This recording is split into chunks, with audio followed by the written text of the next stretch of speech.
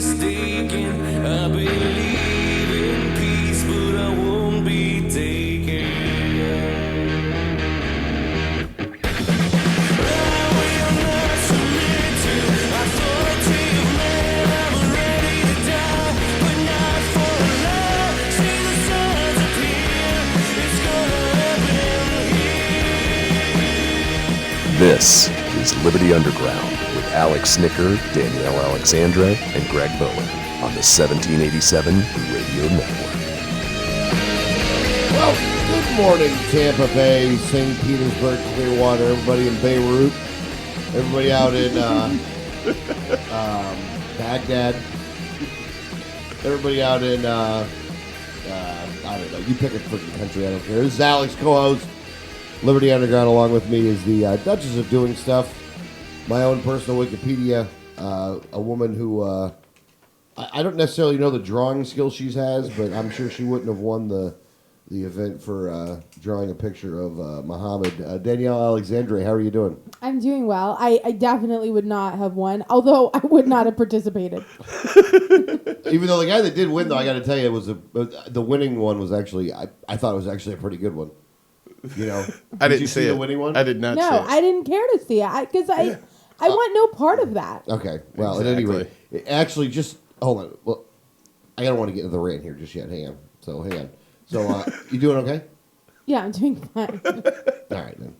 Also is Prime Minister of the Sinister, a man who is loved by many, hated by some, and melancholy with many others. Greg Bowen, how are you doing, sir? Spectacular. Doing good?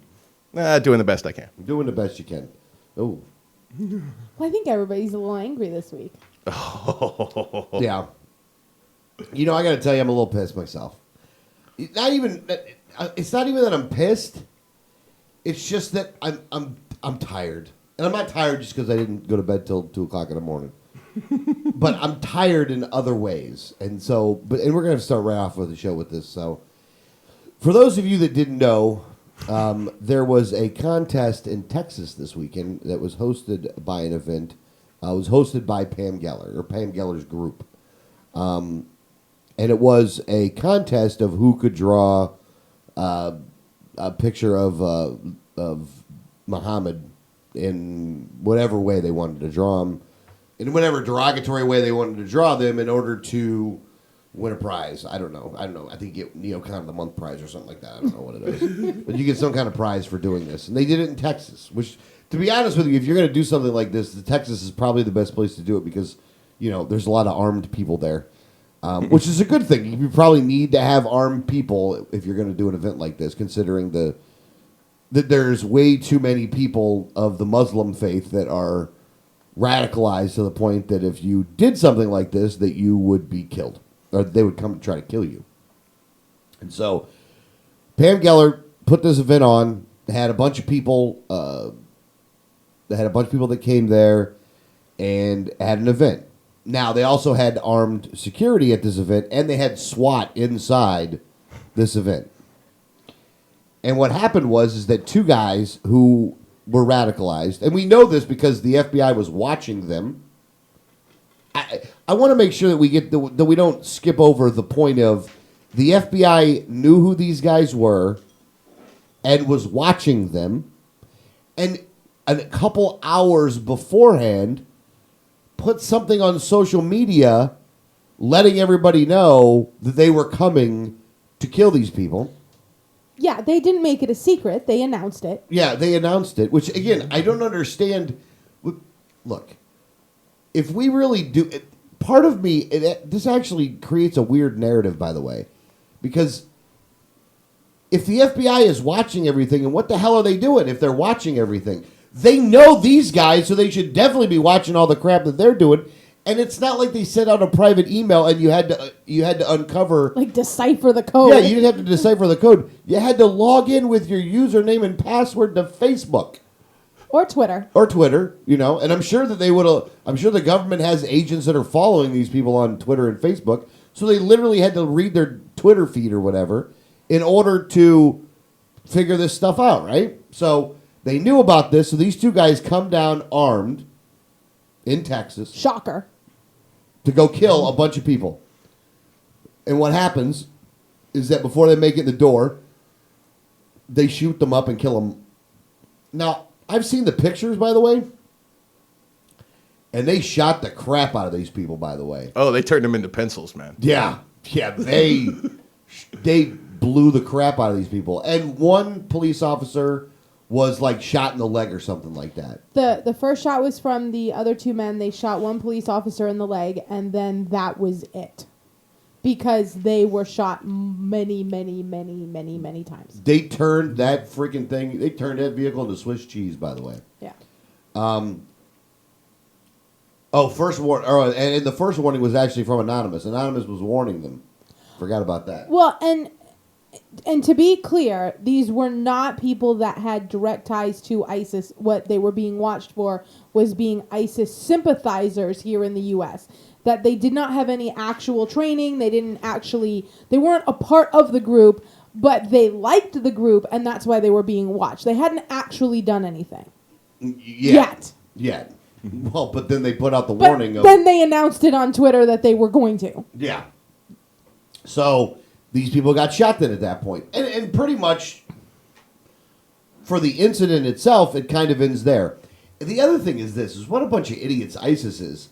Because then ISIS wanted to claim responsibility for this. But are you really going to claim responsibility for two guys that were so dumb that they couldn't get anything done? Like, you're going to claim responsibility for what a friggin' failure these two dumbasses were. Like, really? Like, that's dumb on ISIS's part. Like, what a bunch of idiots they are. Pam Geller was on CNN like 3 hours afterwards. Yeah. Like, you got nothing done, bunch of dicks. Like, even the guy who you shot in the leg was kind of like, oh, ow. I'm going to limp over there and whoop your ass. It was a contest of who could draw this picture. And I will tell you that I did see the winning picture. The winning picture was a picture of Muhammad with a sword saying, "Don't draw me," and a guy's hand saying, "That's why I'm drawing you." It was actually kind of a good picture, actually. I'm like, wow, that's a pretty, it was very, to be honest with you, it was one of those pictures like, don't tell me what to do. Yeah. It wasn't anything else. He had a very mean face and a very mean beard. And he was like, the guy was like, I'm drawing you. That's what I'm doing. So that was the picture that won. And the guy that won was actually like a former Muslim. Let me first off, because I'm going to rant this week about this one. And I'm sure there's some people listening to this show that are just going to hate what the hell I'm going to say. But I'm going to freaking say it anyway because I'm sick and tired of this crap. First off, Pam Geller has every right to do this. Every right. It's the First Amendment. It's protected. You're totally allowed to do this. There's no getting around that part. And what people aren't allowed to do is kill people for their speech.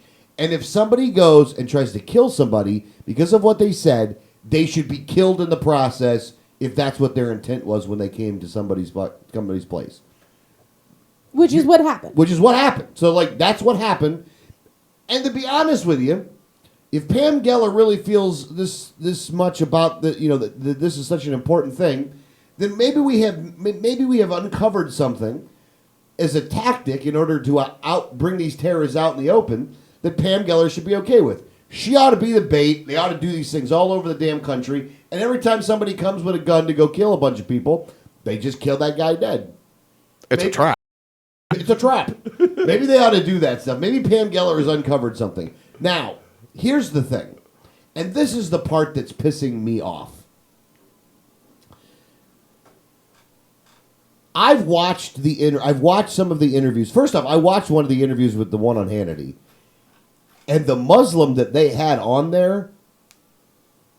I don't know if this guy really means the crap that he's shoveling.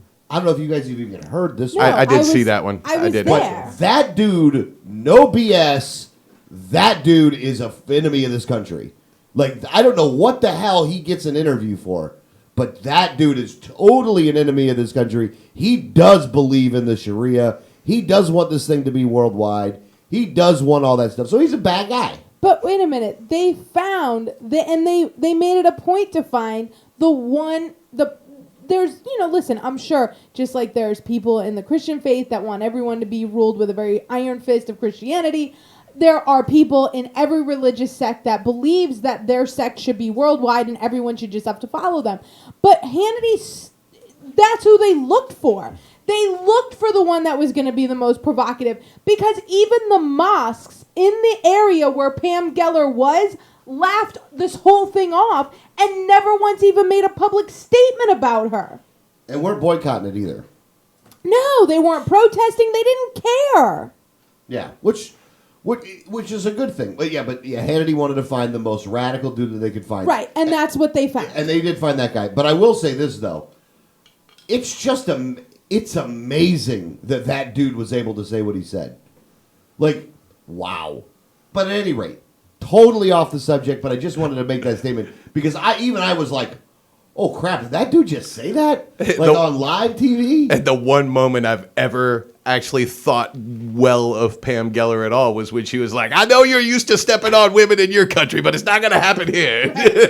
Yeah. And at first when I saw that, I'm like, oh my gosh, this guy is, but then I thought, you know what? You could find a Jewish rabbi that would do that and say everybody should be, and you could find Christian, Catholic priests and things like that would say the same things about their religion and how anyone who didn't, because there are radicalized people in every sect, and there's different degrees of that radicalism, but there's definitely religious leaders in every single religion that would have said those same things about their own religion. Yeah, but I don't want to discount the fact that, these guys are actively chopping off people's heads in other countries, and look, they just, killed a bunch of people at Charlie Hebdo. Here's my problem, though. Everybody's trying to be the freaking victim here. Pam Geller, in the interview she's had, she's like, this is all about freedom of speech. You know what, man? That's bull crap. Yeah. This was about getting a reaction. It's exactly what it was about. This was about trying to do the most antagonizing thing possible in order to get a reaction.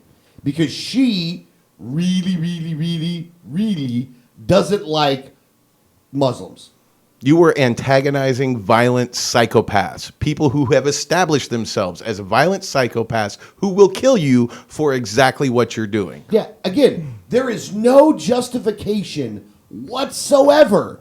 Nothing, not a shred of justification for the actions that were taken by those two guys who got killed. And you should be free in this country to say anything you want. And it is the stuff that is the most vile, that is the most disgusting stuff that needs the most protection. It's just the way it is. But don't act like a damn innocent victim in this whole thing. Like I didn't know what was going to happen because we were having some kind of a rainbow and lollipops convention as to who could draw the best rainbow and lollipop. And whoever was going to win was going to get like a gift basket from, I don't know, you pick a place that sells you food. All right? Like you knew what was going to happen. And again, you're allowed to do it. Just like you're allowed to go into Harlem with a white hood and a damn noose. But here's the thing. If you do that, you know you're going to get a reaction.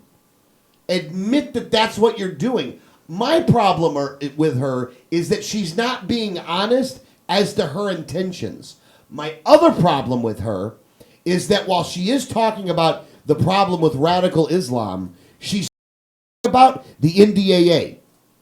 That is spying on every one of us. She's not talking about the Patriot Act that was used as to spy on all of us, which has now been proven unconstitutional, which is a great thing right there. So, big cheer for that. We'll have a big cheer for that later on. So get that cheer ready. She's not talking about the fact that we're spending billions of dollars overseas in wars we shouldn't be involved in anyway, probably because she believes that we should be involved in these wars.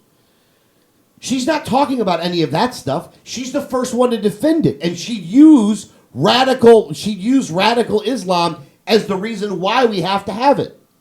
Pam Geller is for taking our rights away, whether she wants to admit that or not. Oh, is he on the phone? Okay. Put Brandon on real quick, but Okay. I got to finish this. Okay, we're bringing. We'll let Brandon talk about it too. I don't know if Brandon's going to agree or not.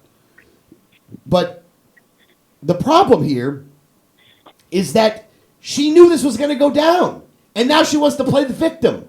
Like, you know what? My solution for Pam Geller is I will just ignore her because she doesn't rate to be talked about. Almost. I mean, normally you'd never hear me mention Pam Geller on the air here. You'd never even hear me mention it too much, though, because I don't like her. I don't like her. I don't like her attitude on stuff. It pisses me off. However, nobody should go and try to kill her. But at the same time, don't act innocent, though. Like, you didn't do anything wrong.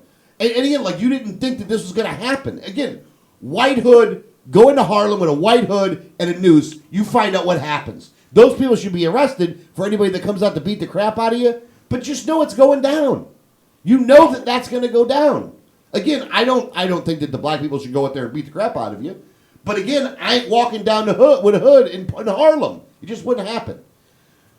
All right, so hold on. Let's get to Brandon here for Pete's sake. Brandon Jones, Global Dispatch. Brandon, how are you doing, sir? Good morning. You didn't hurt yourself during that rant, did you? It's only like 9:15 in the morning. Yeah, I know.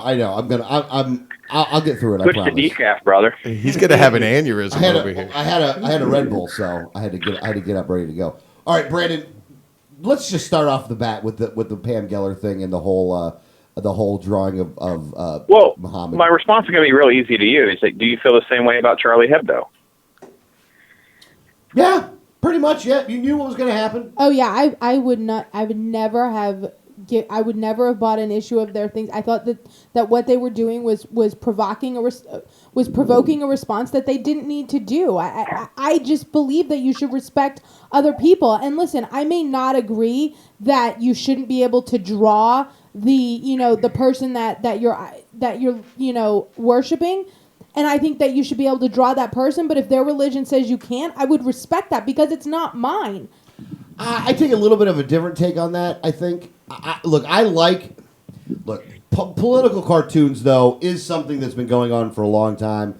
The Charlie Hebdo people, they want to do that, they can, but they got to know, though, that, I mean, these people are coming. But, I think people should, if you want to do that, then go ahead. If that's your defense mechanism or if that's the way you want to go about doing things, go ahead. I mean, I don't... But I would defend your right to do it. There is a difference as well, though, between Charlie Hebdo and this event. Charlie Hebdo does satirical cartoons on a lot of different topics. Muslims are not the only people that they do satire on. They make fun of Christians. They make fun of Jews. They make fun of all different political affiliations. They're kind of like a Mad magazine of Europe. So it's not like they are going specifically out creating a magazine to piss off Muslims. Yeah. So right, there is a little bit. So where I'm at, then, I want to make sure we drew that line there. I think it's very important to do that too, right? Because we want to be able to say, yes, Islam, we want to respect your religion. We don't need to be inflammatory. I don't believe we need to provoke people and just be disrespectful for the sake of being disrespectful. Similarly, this is a very similar situation to the Terry Jones. He wants to call himself a pastor. I'm not sure he even is a pastor, but where they would just organize events to burn Qurans. He's just being inflammatory for the sake of being inflammatory. To me, it's not significantly different than what Reverend Jackson and Al Sharpton do when it comes to race. They're just trying to exploit a scenario, gain a lot of popularity and money. And Pam Geller is basically this is her shtick on what she's trying to do in that same way. At the same time, I think there is a freedom of speech. There's a freedom with the political cartoons, things that, just because they do insult other religions equally doesn't, to me, make a difference. If they want to just be, make, Muhammad cartoons, they have a right to do so. They are going to face repercussions of that. And I think that's where these entities that do these things sometimes want to pass. But I think the real interesting aspect here is, we have to kind of draw the line between, what Pam Geller's doing. Is she doing it just for inflammatory purposes, just to gain celebrity status like a Terry Jones, or is she actually doing it for free speech? And I believe it's the former. I believe it's because she's like Terry Jones. We wouldn't even know who she is if this wasn't something that she did regularly. Like, who was Pam Geller before all of this, and what is she outside of doing this? And the answer is nothing. Well, and not only that, and I think that what she's trying to do is incite a poor response from a very small amount of people to be able to label everybody else in that religion as those people. And I think that's wrong because she is very dishonest with the fact that there are mosques in the area where she held this that didn't even protest her event because they didn't even find it to be worth their protest, that they said, well, you know what, people do what they want, but that has nothing to do with us. That the two gunmen that were shot belonged to no mosque in the area, had no religious affiliation with anyone in the state, and they were radicalized in what they believed. But she's trying to say every Muslim in the entire country and in the entire world is like these two people because of these two people, when they actually had no ties to any mosque or any other person around. And that's what I think she's doing. She's inciting a response to label an entire group of people because of the actions of a few.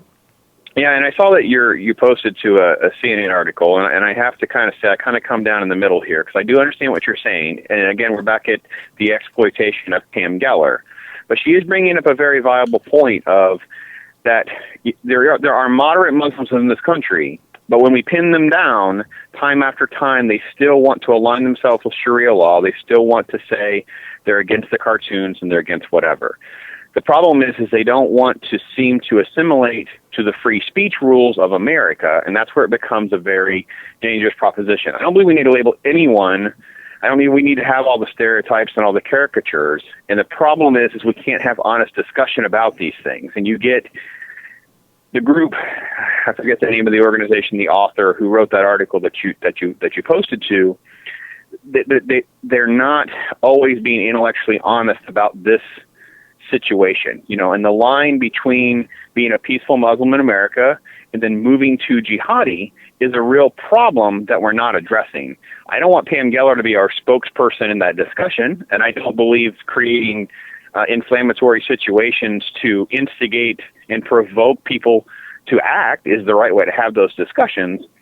But we went through some of this a little bit, right? But we can rewind, death threats against South Park because they did a cartoon. Okay, that's the kind of stuff we need to have conversations with the Muslim community to go, listen, you guys are going to have to work through allowing that in America. We have free speech. You're not going to be able to just go and shoot someone or hang someone in America because of that. This is protected here. This is different than Pakistan's rules and different than, Yemen and things like that. And I think there is a very viable place that we should have those discussions.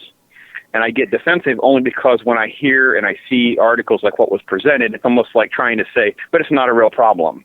So you're absolutely right in the sense that this does show more of the hollowness of Pam Geller, that she exploited a situation that really was extremely unfair. But more importantly, I think I want to make sure that we do press that we should be having those discussions and not just saying, well, there's moderate Muslims. So that's kind of the only addition I want to make to what you said, because I agree with what you said. Now, let me also say this, and I actually put this up in the morning, and I wanted to make sure that I mentioned, because I think that this part actually does fit in this discussion, is that let's just go along with this. Let's go along with that. There's some really bad guys out there, which there are. Again, I'm not saying to try to go along with it, even though I don't agree with it. I do agree there's some really bad people in this world. There's some people that will strap bombs to their bodies, go into a crowded place full of innocent civilians, and blow themselves up. And a lot of these people, most of them that I've ever seen, are Muslim. And that these people are bad. They live in the Middle East. It's a backward-ass place. It's against gays. It's against freedom. It's against all this other stuff, right? Let's go along with all this stuff. Here's my ultimate question. Why in the hell have we been arming these people for the past 30 years? We have longer than 30 years. We have been arming these people. We armed the mujahideen, or whatever you call that stupid, again, ignorant, stupid people. We armed those guys in Afghanistan. We armed those guys in Libya, those guys in Syria, and the guys in Syria created freaking ISIS, and now they got a 5-star freaking hotel that we're not even going to bomb. You know what I mean? They got the ISIS resort, for Pete's sake. They got flags all over the place, and the building's still standing. We never should have heard about it because they should have bombed the crap out of it. I mean, who the hell's paying for this crap? We armed them in Iraq. We armed them in all these other places. Before we go any further in a discussion on freaking foreign policy, how about we all just agree that we should stop arming them? Like, we should stop giving them weapons, for Pete's sake. Because what they're doing is, and if you want to go back all the way to that Mujahideen, look, the Russians would have wiped those guys off the map. They would have wiped them off the map. But we armed them, which turned friggin' Afghanistan into their Vietnam. Just like they did to us when we went into Vietnam. They were arming the Viet Cong. So it's, that was part of the Cold War. But that was Osama bin Laden. That was Osama bin Laden. The CIA, the FBI, our State Department, we've known about these guys, man. It's not like they're coming out of nowhere. Like, we gave them the weapons, and our guys are getting killed over there because not to mention we armed Iraq and Iran during their war for 10 years. Like, we armed them. It's not blame America. It's not blame the troops. It's blame our politicians. It's blame the CIA because they armed them, but they wouldn't have done it had we not told them to do it. Stop arming them, for Pete's sake, you bunch of dicks. So, I'm sorry, Brandon, go ahead. Wow, what a lead-in.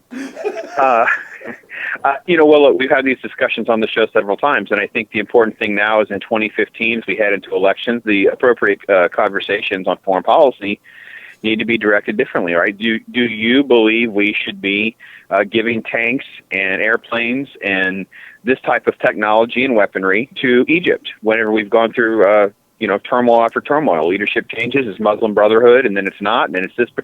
So do you think as president you would do X? And then same thing with Yemen, same thing with this. At what point, with the right kind of question, can you pin them down? They say these are the kind of mistakes that basically are the definition of insanity. You're expecting different results with the same behavior. Yeah, Danielle.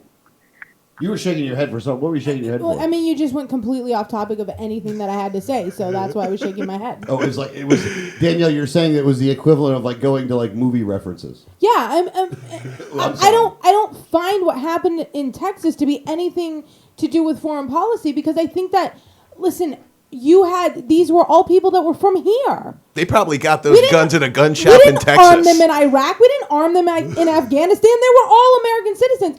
And there's a big difference between saying that, they're beheading people. Well, no, American Muslims aren't beheading people. People in another country are. And we're trying to lob everybody together under one label and saying, well, you have to apologize for what those people over there did. And you have American Muslims going, but they may be using our title. They may be using Islam. They may be using Muslim faith.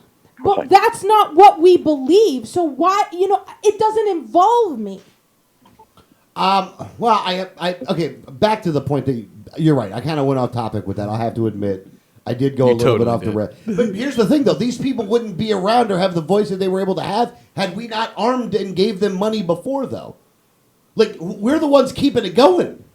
So you're saying that these guys were enabled in Texas by our foreign policy of the past? Oh, yeah, absolutely. Okay. I firmly believe that.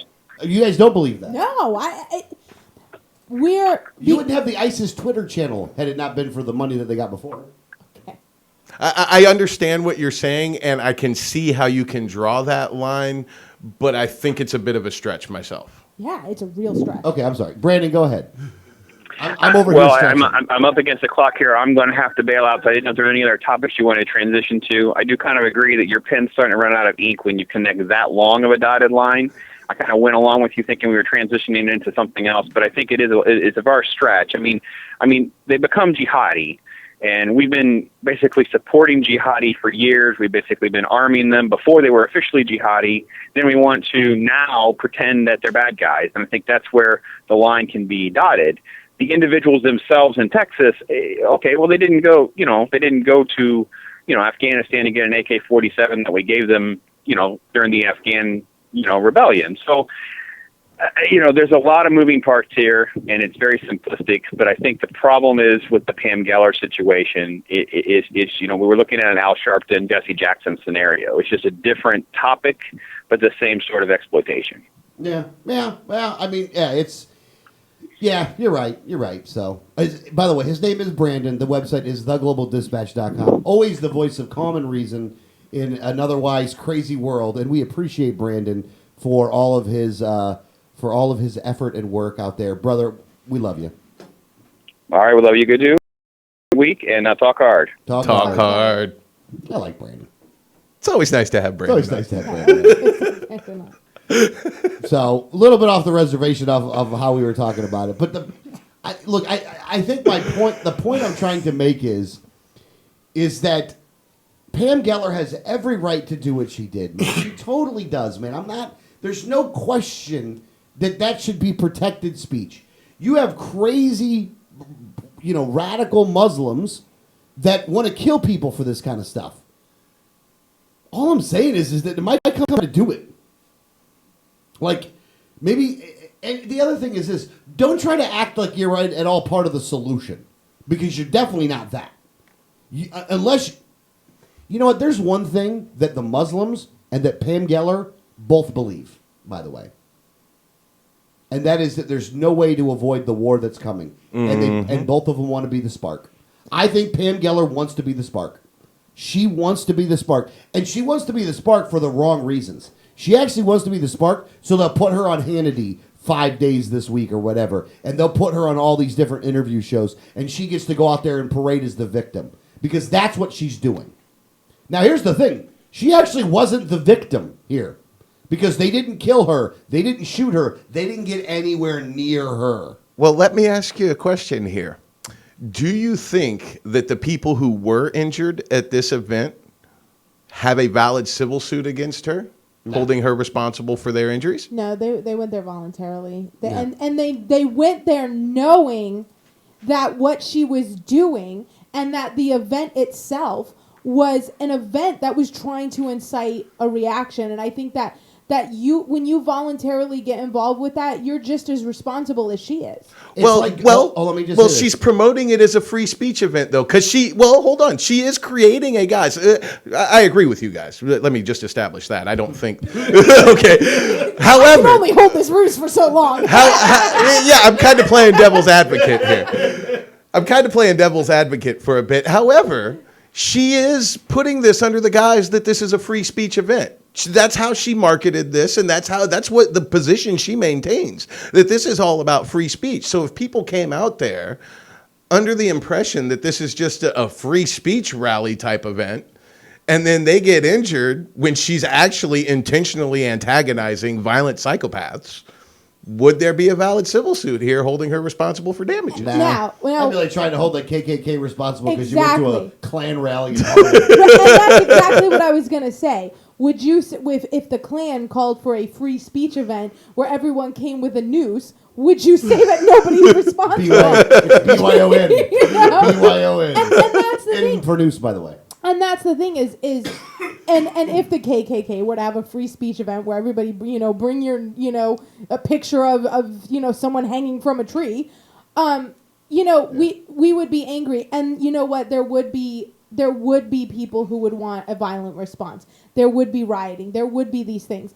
And what we cannot do is blame a whole race of people for the actions that some people would do violently. And that's what's happening here. And this is what she's trying to do. She's calling every Muslim American, and I've heard her all week long. Oh, yeah. She's calling every Muslim American a savage because two people had a violent response to something where she was trying to incite a violent response.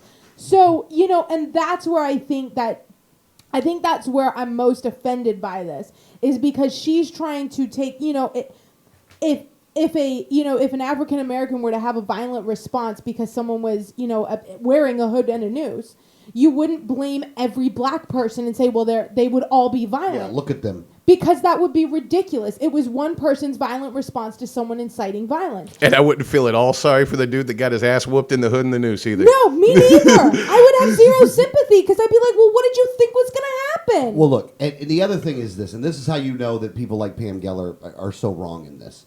I watched the other interview she did on Fox with the one blonde woman, which I know is weird to say in Fox. Megyn Kelly. Megyn Kelly. No, No, not not- the one with Megyn Kelly. The woman. She's been on, Fox News has been the Pam Geller show for the last week, by the way. It has. And they do have a lot of blonde. And it's difficult. Yeah, it's difficult to say. Oh, the blonde news anchor on Fox. think it Well, might have been- Fox it might have been- lives by sex It cells. might have and been like, Gretchen Carlson, maybe they did it. But anyway, Gretchen. Oh, it was an earlier one. okay. I didn't see that one. Well, at any rate, though, she was basically what the woman was saying to her was, wouldn't there be kind of a better way to do this than what you're doing? Like, you're not really helping. And Geller's response was, you're enforcing the Sharia. You're enforcing the Sharia. You're, again, like a broken freaking record. She You're did that enforcing last the night Sharia. to, who was it, Juan Williams Oh, or yeah, something. did the same thing to Juan Williams. And if you question her, she says the same thing. You're enforcing the Sharia. That's what she says. Now, first off, I actually don't know all the rules of the Sharia, so I would be remiss to enforce all the rules of the Sharia. I would imagine that your ideology is probably closer to the freaking Sharia, you neocon shill, than mine is. So before we go anywhere, let's just make sure we get that crap out of the way. Because I'm a libertarian. I want all kinds of free speech. And again, I think you're in the right. I think you're allowed to say whatever you want to say, Pam. You washed up. Okay.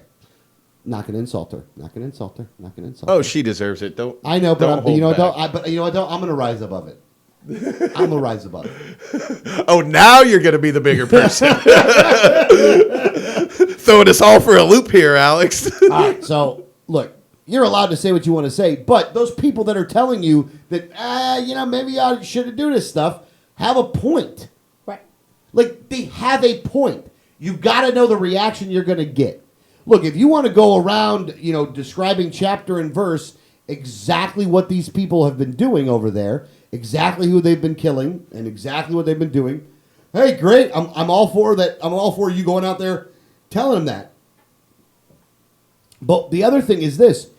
If these guys are, and this is why I get back to this point, though. If these guys are as bad as you claim they are, then you really should be pissed at our government for what they've done. You should be, above all others, you should be mad. Because we've armed the people that you have such a problem with. The thing with Pam Geller, and this is why I think it's such a stretch at what you're doing, is that she is not trying to take on the actual jihadis in other countries. She is trying to label every Muslim American as the same as them. She's not trying to say what they're doing over there is wrong. She's trying to say that every Muslim here is the same as them. Yeah, I can see how you're getting. I can see how you're getting to that. Because none of the people involved here were from another country. They were all from Merca. Yeah, they were all from here. The two people, out of every Muslim in Texas, there was two people that had no ties to any Muslim community whatsoever that decided to shoot. Yeah. The other thing I will say, and I don't know if you guys are going to agree with me on this one or not. The other thing that kind of came to light is that after this, and they issued the fatwa against Pam Geller, is that the FBI and them didn't even contact Pam Geller about it. Like her or don't like her, if another country, or if the Muslims, over there, the radical people, issue a fatwa of like, we're going to kill Pam Geller. One, I do think it's a little bit of that Hotels.com commercial of Captain Obvious. Like, yeah, no duh, Like, exactly, what'd you think they were going to do? Give her an award? They weren't going to do that. But honestly, she's an American, and we should protect her. As much as we may disagree with her methods, or we understand her methods, that we should protect her. Though I don't think that we should let the jihadis come over here and kill her. Well, yeah, but you have no idea if they're actually looking into the threats. You don't know that they're not taking those as credible threats. They just haven't contacted her. I hope they are. And part of the reason they may have, and I have no idea why they did or didn't, but part of the reason is because if they say, listen, maybe you should do these things to keep yourself safer, that might incite more of a reaction for her to double down. Oh, yeah. Oh, good point, by the way. Good point. Oh, gosh. That's if I was in the CIA or the FBI or any of those things, the last person who I would contact is Pam Geller. I'd have a big problem if you were actually part of the FBI. Well, I know I wouldn't be sitting here, but I'm just saying. I'm just saying. I look at it as, would you...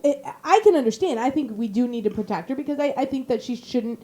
as much as I think that what she's doing is disgusting, she shouldn't be killed for it. But I definitely think that the last person that should be contacted is her because she has been so outspoken of, I'm going to do what I want and I don't care if it incites violence, that letting her know, hey, there's some threats here, maybe you should stop, would only make her do it more. Yeah, like she'd use that in order to get more time in the media. Absolutely. She'd be on Hannity going, oh, yeah, and this person's coming after me, and this person just bought a plane ticket. And, you know what I'm saying? Like, Don't talk back or you support the Sharia. Yeah. She has like the Sharia hand, like the Sharia hand. I agree with all that, except I don't think she deserves any more protection. For one, it's already been well established that, I mean, this is the law. This is the way the government thinks. They have no obligation to protect any of us. Well, that is the true. police have no obligation to protect us. The FBI has no obligation to protect us. Why does she deserve protection? Because she's starting stuff. There are a lot of people out there starting stuff. If she deserves protection, everybody that's burning a flag deserves protection from the FBI. Everybody who's engaging in inflammatory speech that is designed to get a violent reaction deserves protection from the FBI if she does, but I don't think she does. So none of them do. They're all on their own. They can pay the consequences for their own actions. I gotta tell you though, like when they put out the fatwa on you, like that kind of steps up the game a little bit. So like, it's just my opinion, but yeah, they're stepping up the game a little bit. You know, I think I would have to know if there's any fatwas on anyone else, and if those people are under protection as well. Like Salman Rushdie stopped writing because of one of these things, though. Yeah. Yeah, because he was like, you know what? My life, I'm not putting my life on the line for this message anymore. Yeah. Which, But you know, she wouldn't do, she's not going to do that. She's going to hell double no, down. She's not. She's gonna triple down. I mean, I'll tell you what. I ain't seen somebody that loves the camera more than Pam Geller. Even though the camera truly does not love her back. Oh, no. Not at all. No, she looks like she should play a role on The Walking Dead, quite frankly. And I have to tell you, I have been so sickened by people like, oh, she's a hero. Like, you're an idiot. If you think Pam Geller's a hero, honestly, stop drinking the water because the fluoride isn't helping you. You are just a complete dumbass. Here's the thing, though. You got to know her intentions. You got to know She her intentions. says what her intentions are. You can't watch an interview. Yeah, Well, but she'll I say it am at out of- war. No, she'll say it out of. She talks out of both sides of her mouth, though, because she claimed the innocent victim in part of those interviews when it came to what she was doing, though. And that part, in my opinion, was not the I saw. Wasn't that- You know. what the hell word am I looking for? I have no idea. Damn it. I'm trying to just talk so to save you from just like blah, blah, blah, blah. Alex not likey. She said it last night. I've seen her in many, many interviews where someone says you're inciting violence, you're inciting war, and she goes, "Oh no, I am at war." Well, you know what? You called the war then. Yeah. All right. No, look, she's. I mean, again, and I think if she really had the courage of her convictions, though, go to the Kurds, get armed, get out in the front lines. Yeah. Go ahead, go do that. That by all means, nobody's stopping you. I have zero respect for anyone who calls an entire race of people savages with just no regard. Me either. Well, yeah, I know. Yeah, she's kind of funny, Indian. But this is what she does. She's trying to say that because of the actions of a couple people, that every single person that in the Muslim community is all of a sudden just this jihadi, which is not true. Because if they were, there would have been a lot more people shooting at her in Texas. Yeah, it would have been more than two. One other thing to mention here, because this has been a common theme in a couple different things all week long. Let me first off start by saying, this is America, Jack. And what that means is that we have... This country is supposed to be built on freedom. And the reason that we have a military that goes overseas, from what I've been told, is to protect those freedoms. Our military is there to protect our freedom. Because this country was built on, and that's why the First Amendment's the number one, you have the right to say whatever you want to say in this country as long as you're not, hurting someone else. And pretty much anything goes. There's been Supreme Court ruling after Supreme Court ruling that have protected free speech, no matter how disgusting that you personally think it may be. There ain't no law against it.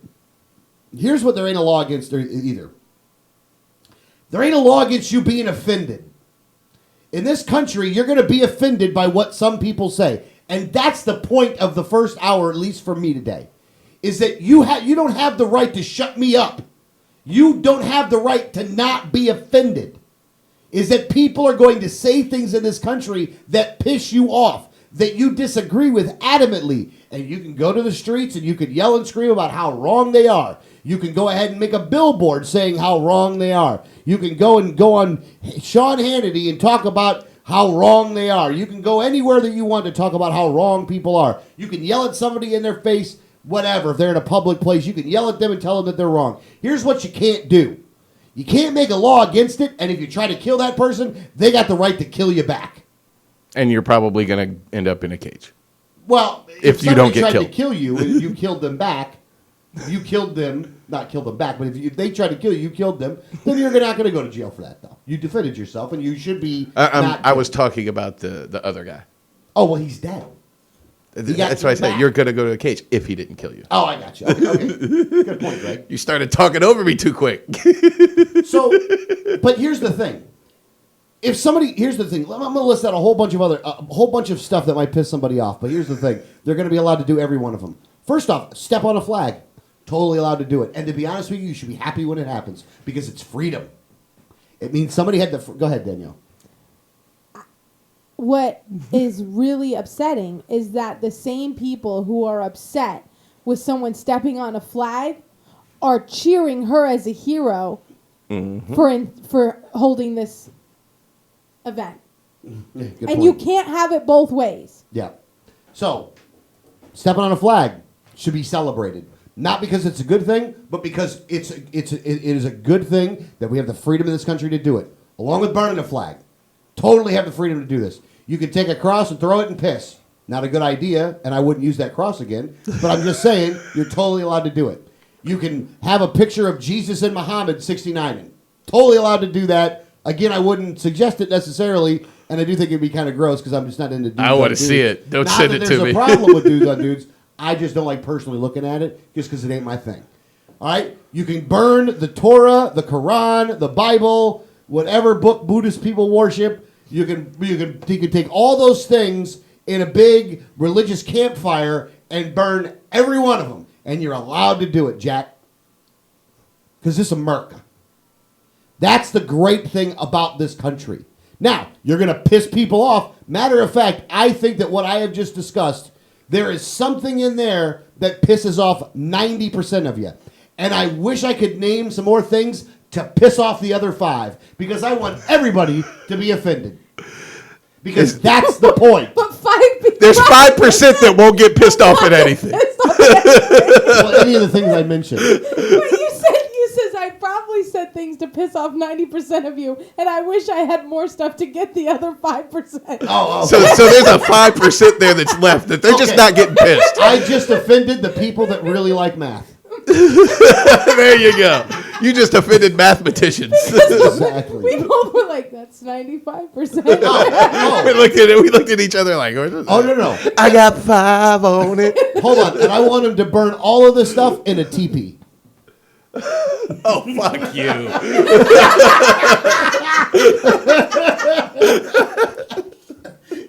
I had to get Greg in it. Like that was. Oh, they haven't done enough to us. That casinos. We're the only ones who ever had a law outlawing our religion in this country. Well, the Christians are bitching about, I gotta make a cake. We were actually outlawed. Our religion was made illegal. Passed by Congress, signed off on by the president. We were kicked out of this country. Should have believed in land ownership, man. That's all I'm saying. You know, I heard something, by the way, about that. About the Indians. There was a theory that I heard about the Indians. Okay. That before like the Pilgrims and stuff got over here, that there was some kind of like disease that spread across the entire country that killed off like 80% of them. Mm-hmm. Do you know what they're talking about? Mm-hmm. This was before the Pilgrims got here. Yeah. Like there were like large, just before. It was probably about 50 to 75 years. Before that. Yeah. Who brought it over? Like the Vikings or some crap? Not entirely sure. We do know that the Native American population actually was greater than Europe. We're talking 3 to 6 million potentially. And there was an event much like the plague in Europe here in the United States when it was still Turtle Island, not the United States, and it wiped out a very large portion of the native population. Okay. We'll get into that stuff later on. I found that very interesting, though.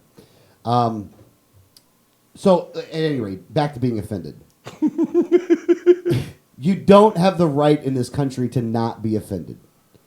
As long as somebody's not hurting you. Now, and this is what I've started to see now, by the way, which is really starting to piss me off, is that someone will say that the mere act of someone stepping on a flag is physically hurting them.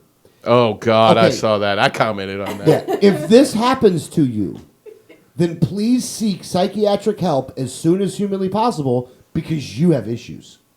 You've got subscriptions. You definitely got some. You got a lot of things going on. You have some psychosomatic issues Now, that. I actually don't think that it actually does physically harm these people, and I think that they're doing that to try to justify their behavior because their behavior is wrong. You're wrong for this, and you were wrong to say that you're actually being physically hurt. Look, here's the thing. You want to know when this is applicable? If you were sleeping or sitting under the flag as they were stepping on it. Like then, Burned you were physically injured. I do believe it's possible for it to cause psychological pain because they are such brainwashed flag-worshipping automatons that they have no ability to think freely and operate outside of the paradigm that has been indoctrinated into them. Yeah. So and they don't understand what they were fighting for. Honestly, my other problem is go ahead, Danielle. But then they still would need mental help because that still is an issue. Oh yeah, I wasn't saying they don't need a psychiatrist. and the thing is this: you have to understand why this country was created, the principles in which this country was created under, and what as citizens we're allowed to do. Which it should be celebrated. Again, this is something that should be celebrated, not something that should be reviled.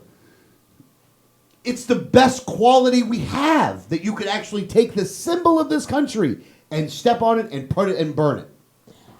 I wouldn't do it. I couldn't.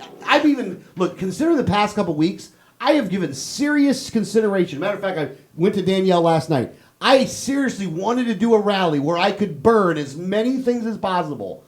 And basically all at the same time, as just an example of how we're allowed to do it. And you know what? I don't think I could actually burn the flag. See, everything else I could probably do, but I just can't do that one. See, I actually agree with burning the flag and stepping on the flag and using that to express your disdain for the situation in this country. And I would do it, but I don't for the same reason that I wouldn't do what Pam Geller did. Right. Because I'm going to go out there and burn a flag or step on a flag, and some knuckle-dragging mouth breather is going to come try and kick my ass because of it.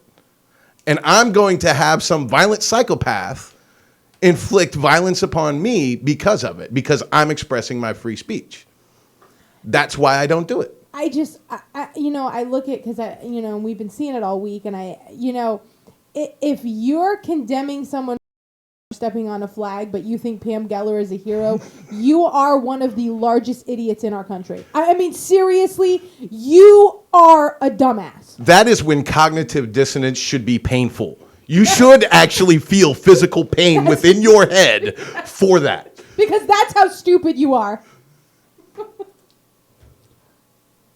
Not that there should be a law against it. Shouldn't be a law against it. Shouldn't be a law against it. And again, I would defend Pam Geller's right to do what she did. At the end of the day, call her an idiot for it. Yeah, exactly. Yeah. I have the freedom of speech going, well, you know it's going to happen when you do that shit. Yeah, you're a dumbass, and you did a very disgusting thing to incite violence, and I think that you're an idiot for it. Be careful what you wish for. You got it. Right. The other thing I would say is, the guy that won actually drew a good picture. The guy actually, I think the symbolism behind that was good. So the judging in that event obviously was pretty well done. But we're not posting it on our website because we don't want to get attacked by violent I would post it on the website. No, I don't want to. And here's the thing is because I'm respectful of other people's views. Listen, just like I wouldn't post something that would depict Jesus in any kind of negative light. I wouldn't do it for any other religion because that's just, listen, I want people to respect my faith and my beliefs and my, my morals and my, religious beliefs. But that means I also have to show that respect to other people because I can't ask for respect if I'm not giving respect. Yeah.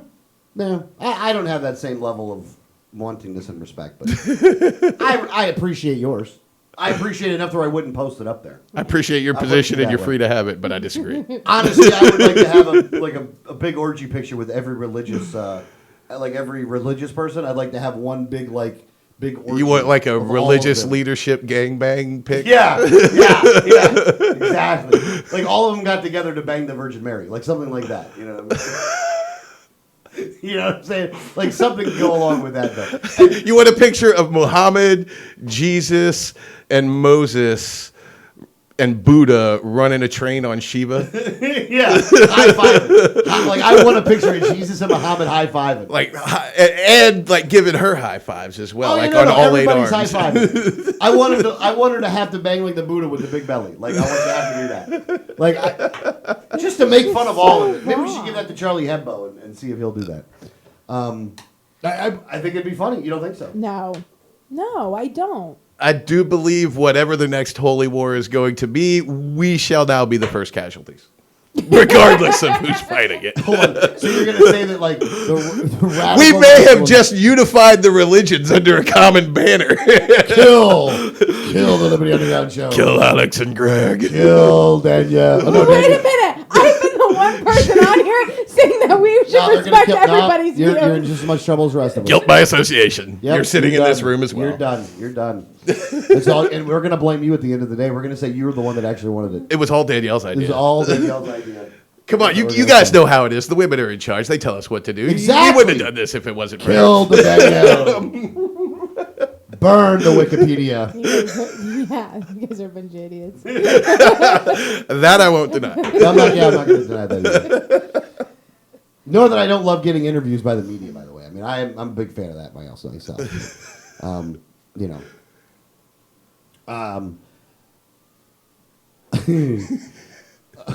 You can always tell when he goes and he's gotten a message from someone because he's like in the middle. So, Yeah. Sorry. You can actually hear the train of thought derail. Yeah. All right. So that's hour number 1 in the bag. Hour number 2 is going to be not about this because we've given this the enough time that it deserves. I'm not giving it any more. I don't want to give it any more time than this. I wanted to get it through, get it out of the way. Just like right in the beginning of hour number 2, there's something else that we're going to give up, and I am calling a moratorium after the first segment of hour number 2. right. Don't tell me what to do. I'm calling it. I'm telling you right now. Because am I calling- put them in there, and he's like, "Are we going to do this with all of them?" And I'm like, "Well, we have. I just figured we would keep it going." He's like, "No, I'm done." I'm done. I'm done now. I'm officially going to stop. Well, doing then something. fine. We'll do it. I'll No. turn off your mic, change the camera, and Danielle and I will have the discussion. I think you guys are going to be just as bored as I will be. So, we got a lot of good stuff in hour number 2, a lot of good stuff in hour number 3. For those people that are still listening, because I'm sure there's some people that they turned it off because they couldn't take that much free speech at one time. The girth of the free speech was too much to take. Yes. So, by the way, the website, 1787network.com, 1787network.com. If you'd like to call the program, the number is 1-800-525-4032. Refresh Telecom, 1-800-525-4032. Get in on this free speech. You know, They actually asked us if we were still mentioning them on the air, and now today they may be calling us to say, "Stop mentioning us." We want nothing to do with you. can't believe you people. So, anytime you want to start that music, Greg. There you go. There you go. Whatever. All Don't right, tell me what to do. Hour number 1's in the bag. Hour number 2's coming up. You're listening to Liberty Underground.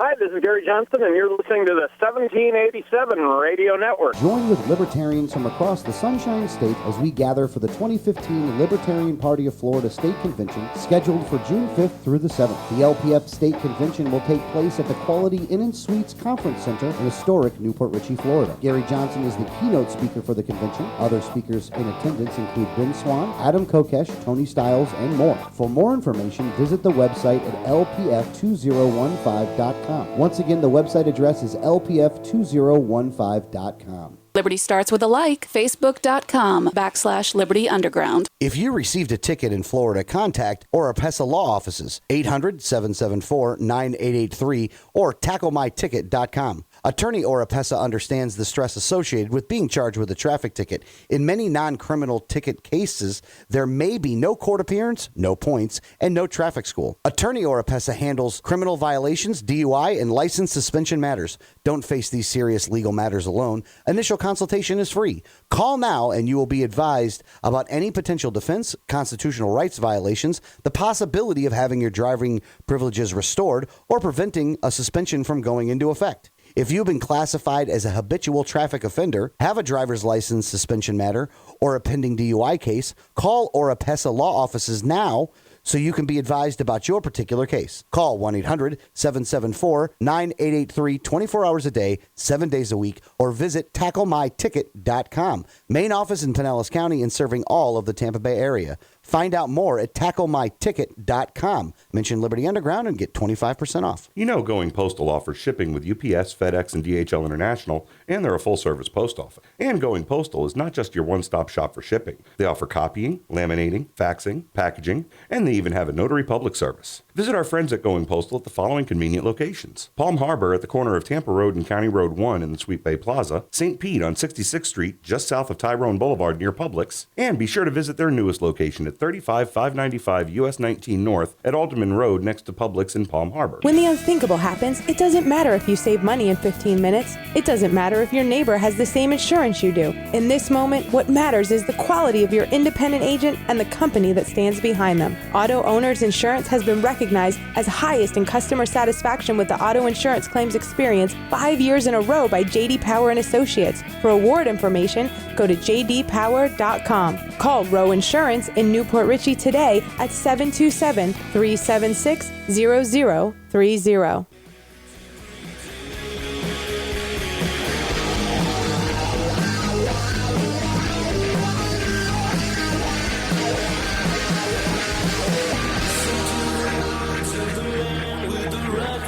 Welcome back to Liberty Underground on the 1787 Radio Network. If you'd like to call the program, the number 1-800-525-4032. That's 1-800-525-4032.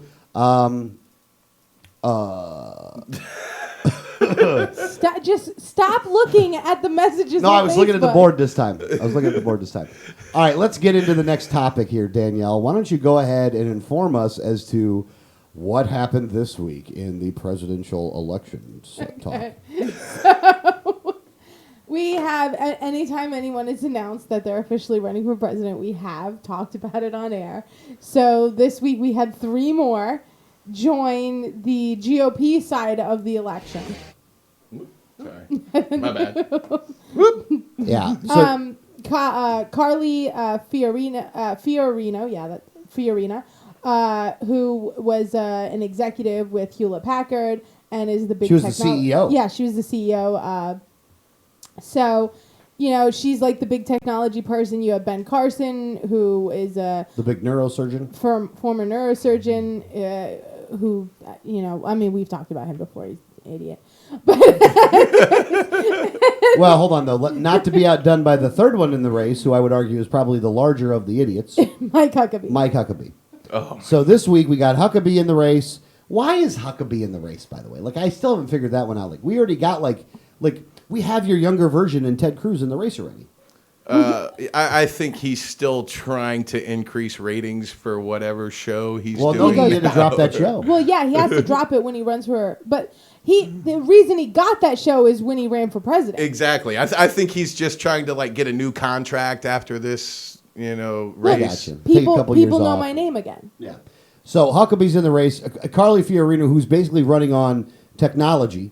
Who could not even secure her own name for a website. Yeah, this is the funny part. CarlyFiorino.org is what it is, right? Yeah. .org listed out basically like 30,000 sad faces and said this is how many people lost their job when she was the CEO of Hewlett-Packard, with a quote from her basically saying she'd have done it again. Which, if you're going to run on technology, can you do me a favor real quick and get all your domain names? Like, if it's got your name in it, you should own it because you're the technology person. Yeah, and it's not like you don't have any money. Like, you Right. know, you have enough money to run for president. You had enough money to run for the Senate seat. You have a lot of money. How about you spend the $12.95 you'd need to do, the extra $12.95 you'd need to do, and buy up all your damn domain names? I mean, you should have bought them all up. Like, even the ones that, like, the misspelling ones and all that other kind of crap. You know, like, you should have bought all that stuff up, but you didn't. You know, and she's running on, I'm not Hillary Clinton, but I'm still a woman, so you should vote for me platform. Yeah, now, totally. How bad is it that there are a lot of Republican women who thought she was a Democrat simply because she was a woman and Hillary Clinton is a woman? Yeah. Yeah. It's like Ben Carson must be a Democrat because no Republican's ever going to run a black man or a woman. I mean, they do add a lot of diversity to the GOP side of the fence. I mean, don't get me wrong. Look, you got Rubio, who's Cuban, right? You have Ted Cruz. I think he's Hispanic too, right? His father's from Cuba and his mother's from Canada. All right, so we got another Cuban in the race. We have Ben Carson, who's black. Even though I don't know if black people actually consider him black. Like I think when they had the racial draft, I actually think we picked up Ben Carson. Like the white people got OJ, Bryant Gumbel, and Ben Carson.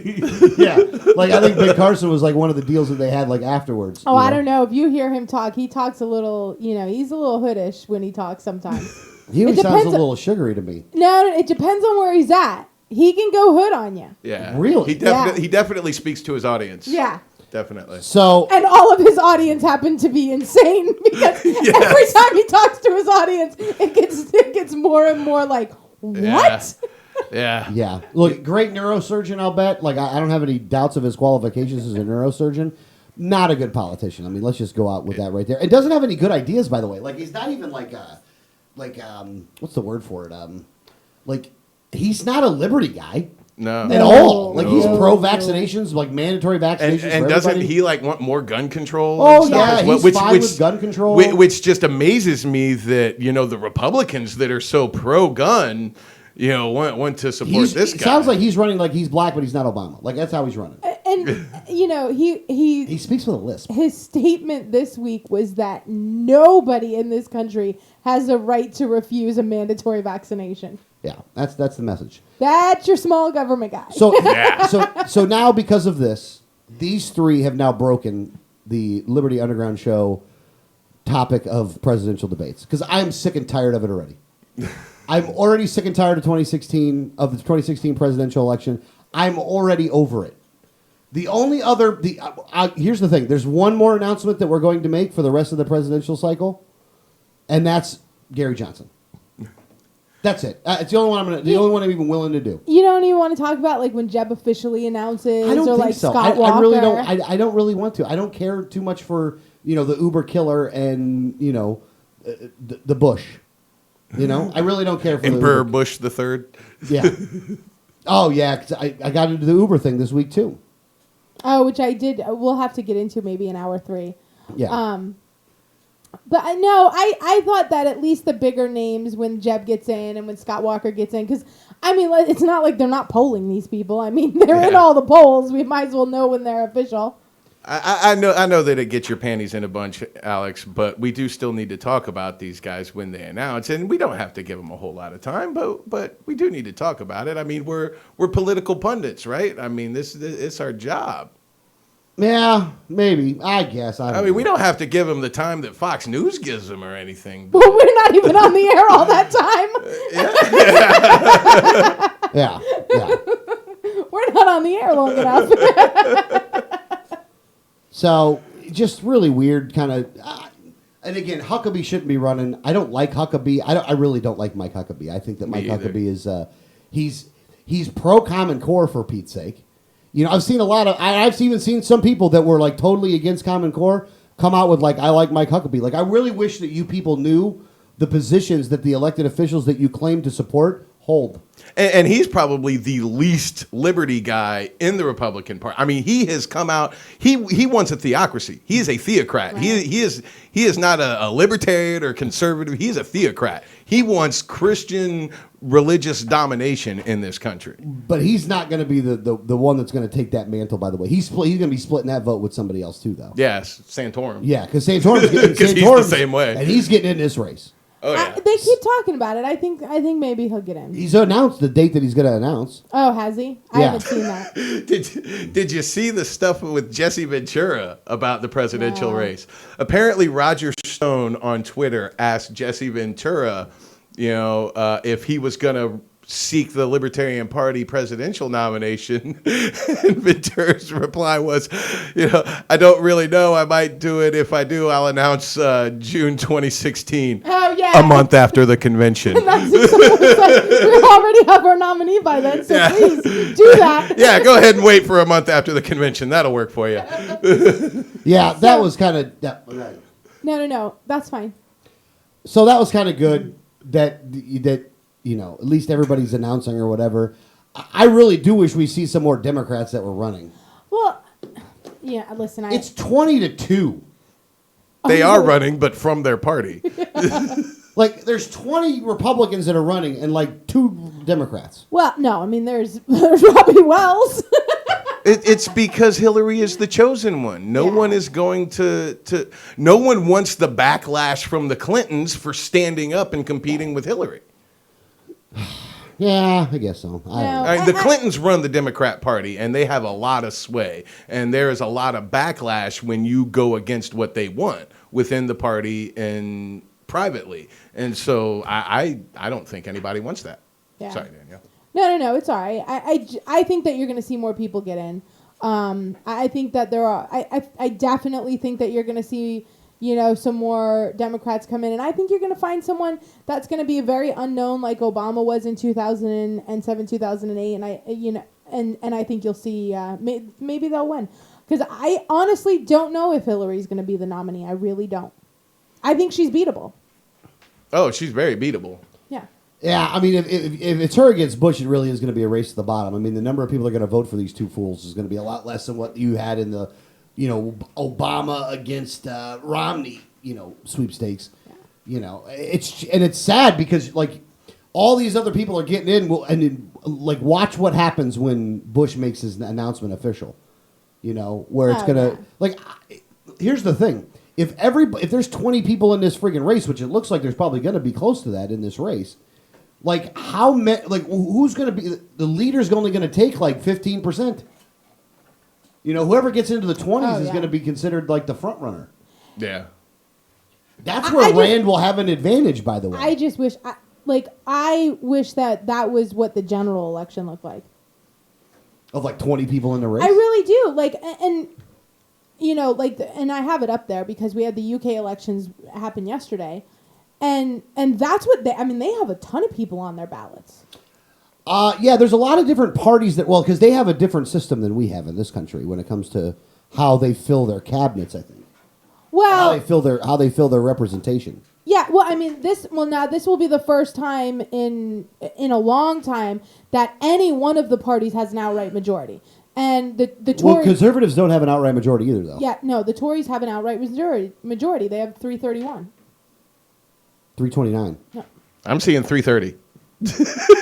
Oh, shit. Okay. Oh, shit. All right. I posted this in show prep. Yeah, UKIP didn't do well. No, UKIP didn't. They lost 48 seats. A couple of them lost big numbers of seats. I had it up here how many seats they actually, who lost what seats, but I can't seem to find that. But no, the Tories have an outright majority right now.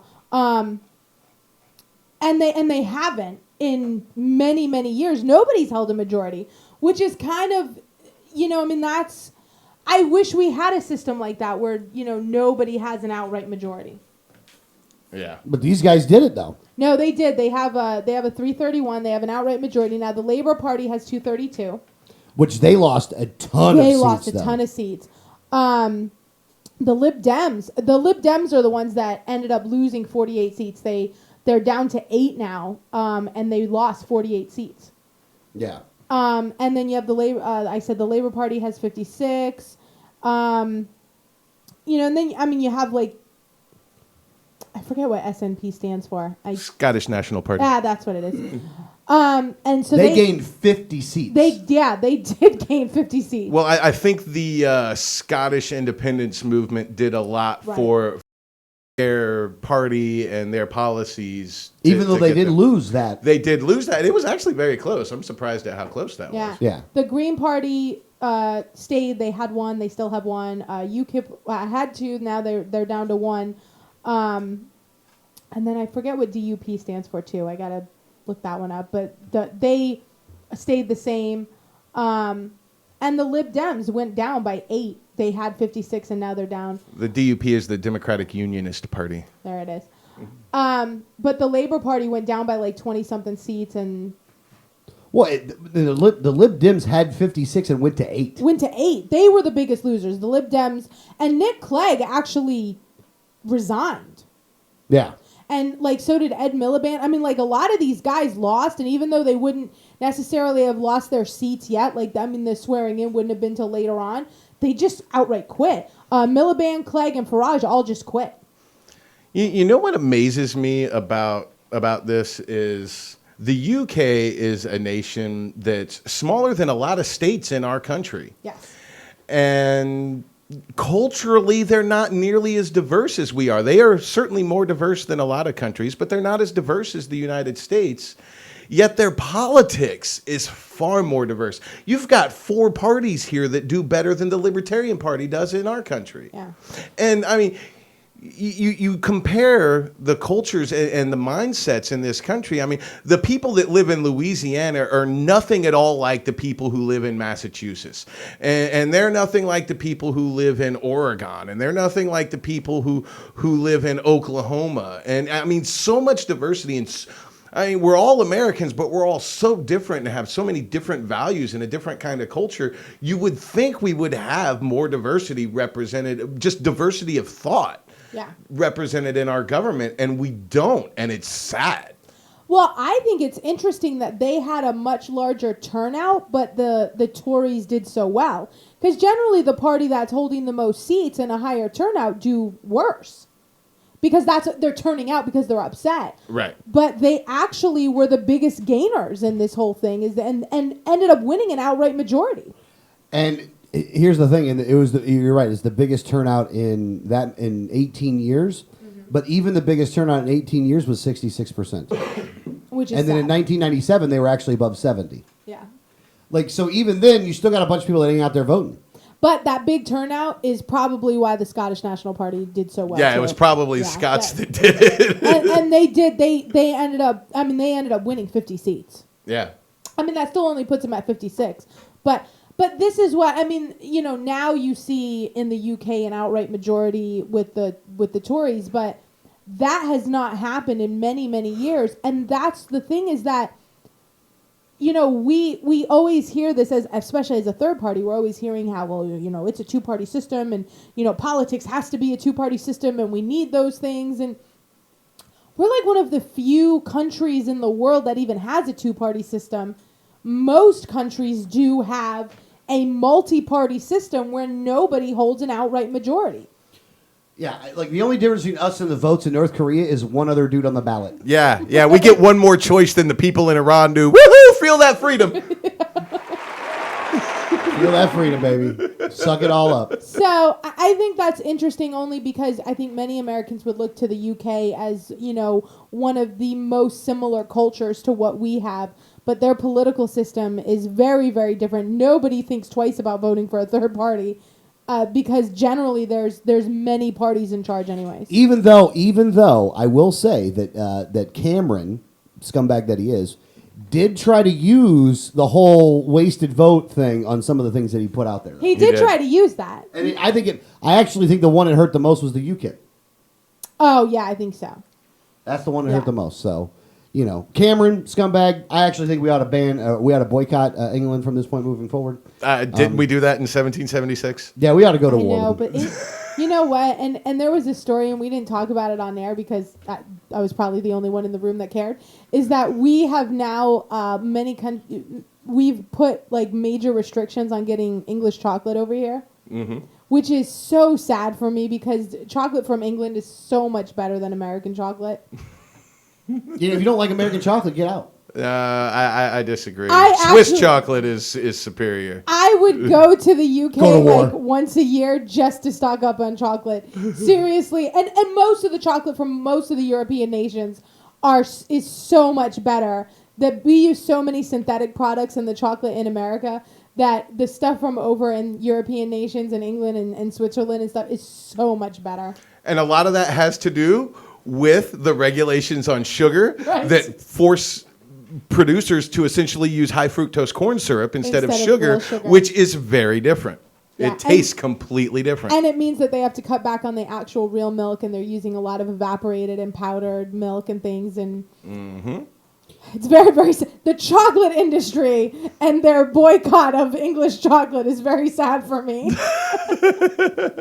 Sorry you feel that way. Love English chocolate, I really do. I guess so. Free the chocolate. That's what we need to do. I mean, A free chocolate rally. Because honestly, I'm not really a sweets person, so I normally don't eat any candy here, and I don't eat like ice cream and stuff like that. But that's because it's made here, and I don't like it. But you get me some English chocolate, and I will kill a bowl of that. What year was it that really all changed? Because I remember tasting the difference in Cadbury cream eggs from one year to the next. When that all when It was like 10 years ago but now they've even taken it a step further. Yeah. Where you can't like Cadbury always had like there was their English version and then the American version, but you could get like if you had friends over in England and stuff, they could send you the other ones, which is what we did.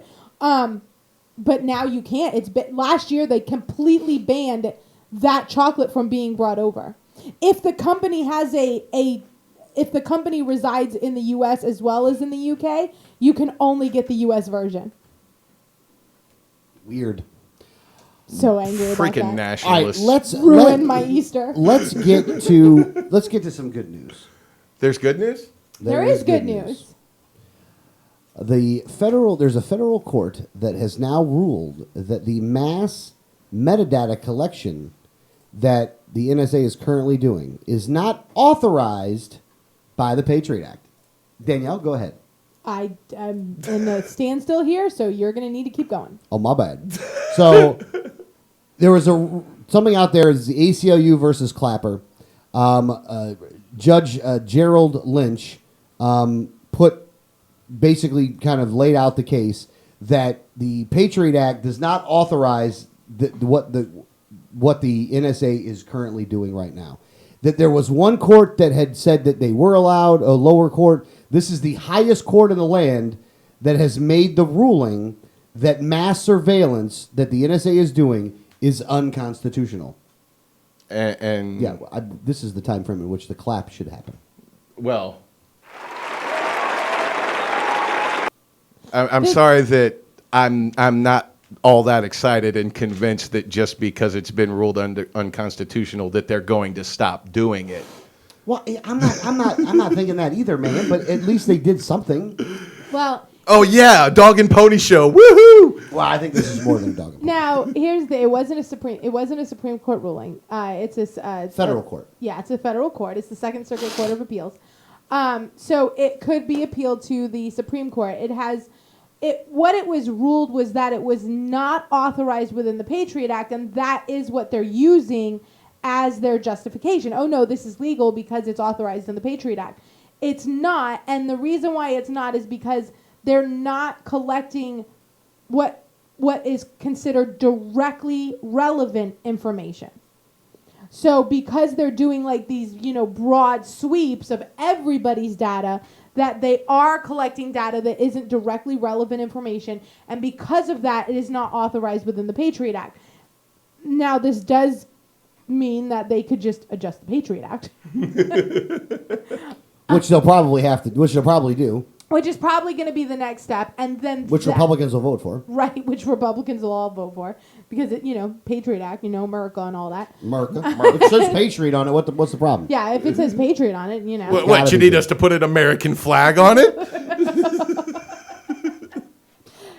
I have a feeling that we're going to see some changes to the next reauthorization of the Patriot Act. But I think that those will be challenged. I think the ACLU will probably challenge those, and that challenge will end up going to the Supreme Court. So we'll see how that. But this is it's a good start. I would definitely say that this is a very good start. Yeah, it's a good start. I know Greg's kind of point there that he's trying to make. Jaded as he is. Constitutionality has never stopped them before. You know what? Don't tell me what to do. I'm not telling you what to do. No, you are.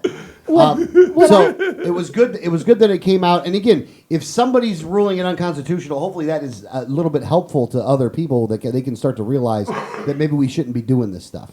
Well, I think what's even the most interesting is that the 97-page ruling actually referenced Edward Snowden. Oh, nice. A real hero. Yes. If we want to talk about somebody that's actually a really real hero, and that's Edward friggin' Snowden. Someone who really put his life on the line for the freedom of the American people. Yeah, for actual freedom of for speech. the freedom, not for the banksters, not for the military-industrial complex, not for our foreign entanglements, but for our freedom. Yeah. Gotta love Ed Snowden. And also not for getting yourself to be on Fox News for a week. Yeah. God, I hate that. It's so offensive. I'm offended by a lot of stuff too. You know what I'm saying? Like, I don't see you. I ain't trying to make a rule against them for me being offended. Just haven't found the right lawyer. I'm sure someone will sue. Say you were offended. Oh, by the way, I know this isn't on the board. Did you see the woman that is suing gay people on behalf of God? I did see that. I did see that. That's the hardest I laughed all week. That's just dumb. She wrote her brief in cursive, which I do got to give her credit for because so they don't teach that anymore. Yeah, they don't teach that anymore. So might as well have wrote it in Sanskrit. Mikey came home the other day and he was looking at something and he goes, "Mom," to Kelly, and he says, "Mom, do you know how to read in that fancy writing?" And we all, both me and her stopped for a second and was like, what are you talking about? What, like ye old English? Like hieroglyphics or something? And he had, the title of the book was written in cursive. And he was like, "'Cause I can." And it was the title of the book was in cursive and he could read it. And he was so excited. He was like, "I can read in that fancy writing." Now, granted, he's in first grade, so they don't even teach cursive writing until later on. But it was just, you're like, fancy writing. Yeah. What are you talking about, kid? Clearly, they're not even teaching them what the name of it is anymore. Yeah. So at least this court weighed in, which means that the Supreme Court ultimately is going to have to weigh in on this one, though. I think eventually you'll see it go up there. Because I can't see the federal government just saying, "Oh, okay, we'll stop." Yeah, exactly. Oh, wait, one court said we might be doing something wrong. So yeah, they should immediately stop what they're doing, even though they're not going to do that. No, so it's probably expanding. Yeah, but the one thing that I will say is that the ruling didn't call the actual collection of the data unconstitutional. It just said that it wasn't authorized within the Patriot Act. So. I think that everyone needs to be super vigilant in the next reauthorization of the Patriot Act because I foresee some changes coming. Yeah, and it's probably not going to get any better for lovers of liberty. Yeah, probably not. Especially in Section 215. Yeah, I would imagine so. So I would be very vigilant on that because I think we're going to see some changes. All right. Now, the next thing you got up there right now is the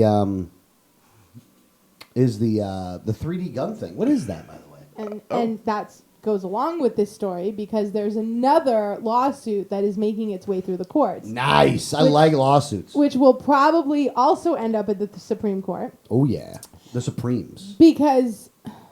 Stop in the name of 3D printing. I'll wait until you're done. Go ahead. I'm sorry. I'm just upset that I had the camera on you instead of him when he did that. Can we do it again? Yeah. No. Okay, we'll do it again. Okay. Stop in the name of 3D printing.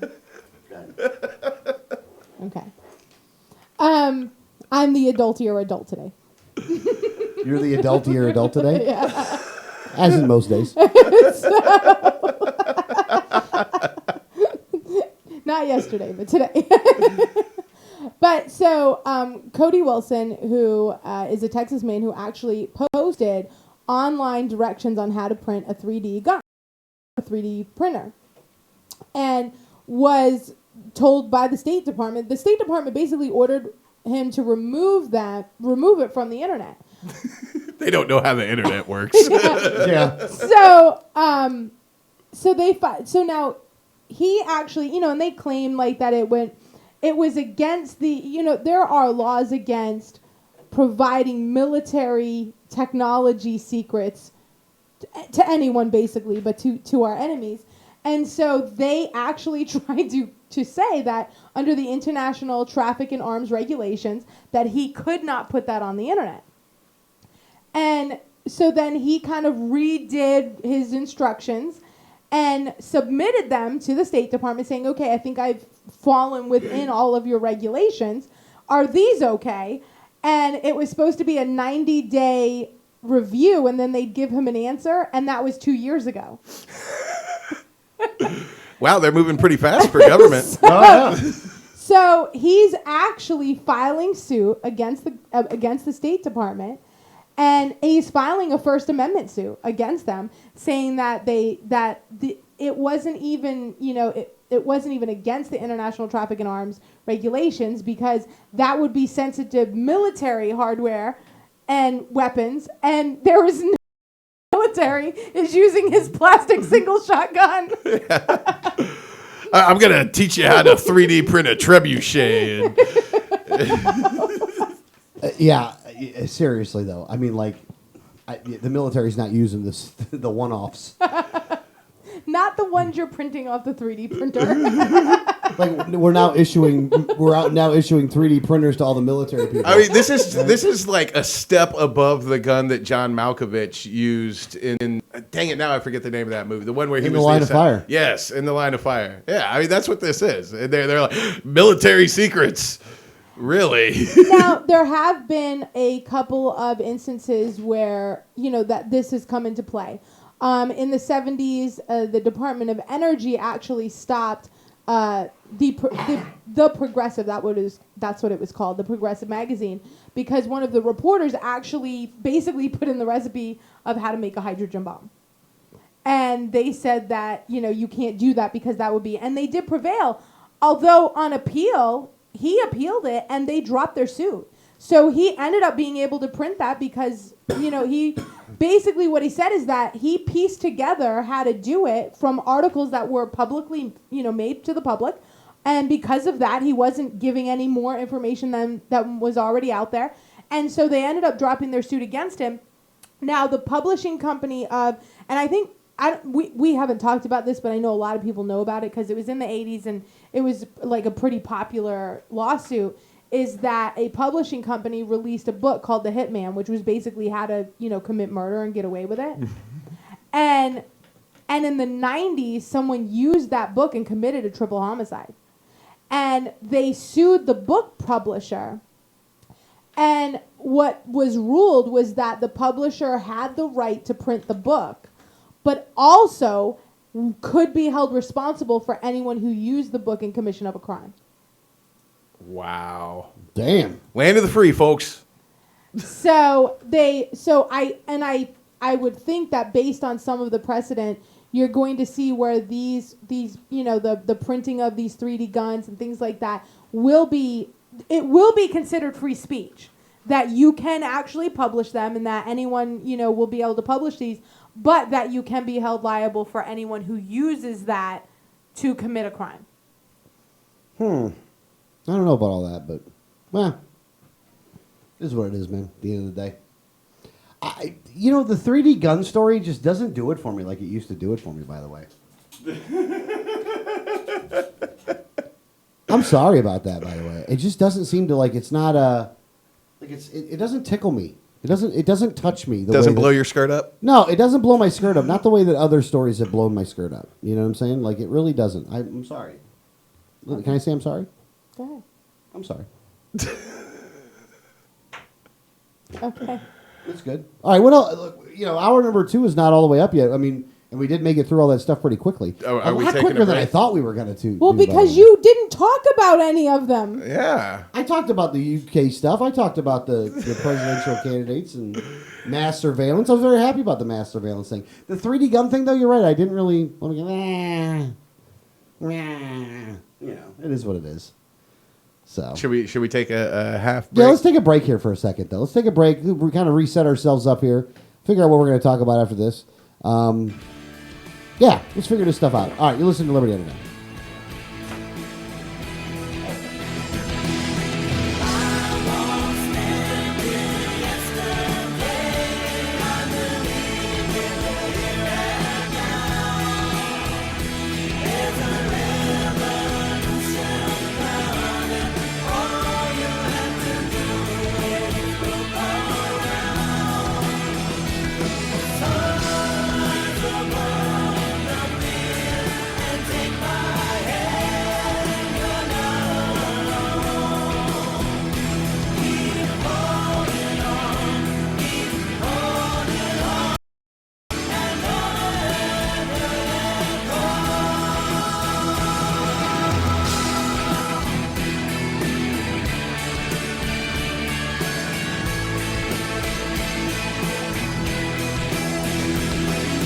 Hi, this is Gary Johnson, and you're listening to the 1787 Radio Network. Join with libertarians from across the Sunshine State as we gather for the 2015 Libertarian Party of Florida State Convention, scheduled for June 5th through the 7th. The LPF State Convention will take place at the Quality Inn & Suites Conference Center in historic Newport Richey, Florida. Gary Johnson is the keynote speaker for the convention. Other speakers in attendance include Ben Swan, Adam Kokesh, Tony Stiles, and more. For more information, visit the website at lpf2015.com.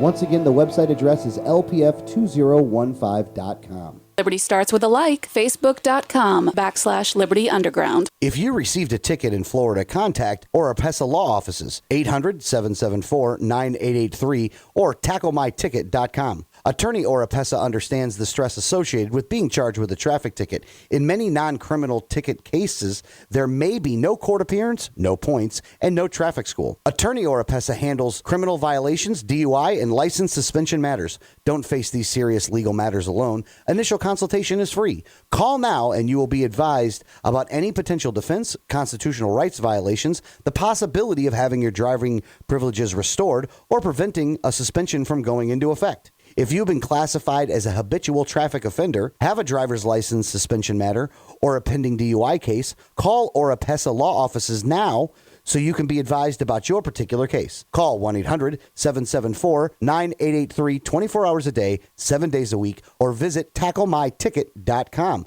Main office in Pinellas County and serving all of the Tampa Bay area. Find out more at tacklemyticket.com. Mention Liberty Underground and get 25% off. You know Going Postal offers shipping with UPS, FedEx, and DHL International, and they're a full-service post office. And Going Postal is not just your one-stop shop for shipping. They offer copying, laminating, faxing, packaging, and they even have a notary public service. Visit our friends at Going Postal at the following convenient locations: Palm Harbor at the corner of Tampa Road and County Road 1 in the Sweet Bay Plaza, St. Pete on 66th Street just south of Tyrone Boulevard near Publix, and be sure to visit their newest location at 35595 US 19 North at Alderman Road next to Publix in Palm Harbor. When the unthinkable happens, it doesn't matter if you save money in 15 minutes. It doesn't matter if your neighbor has the same insurance you do. In this moment, what matters is the quality of your independent agent and the company that stands behind them. Auto Owners Insurance has been recognized as highest in customer satisfaction with the auto insurance claims experience 5 years in a row by J.D. Power and Associates. For award information, go to jdpower.com. Call Row Insurance in Newport Richey today at 727-376-0030.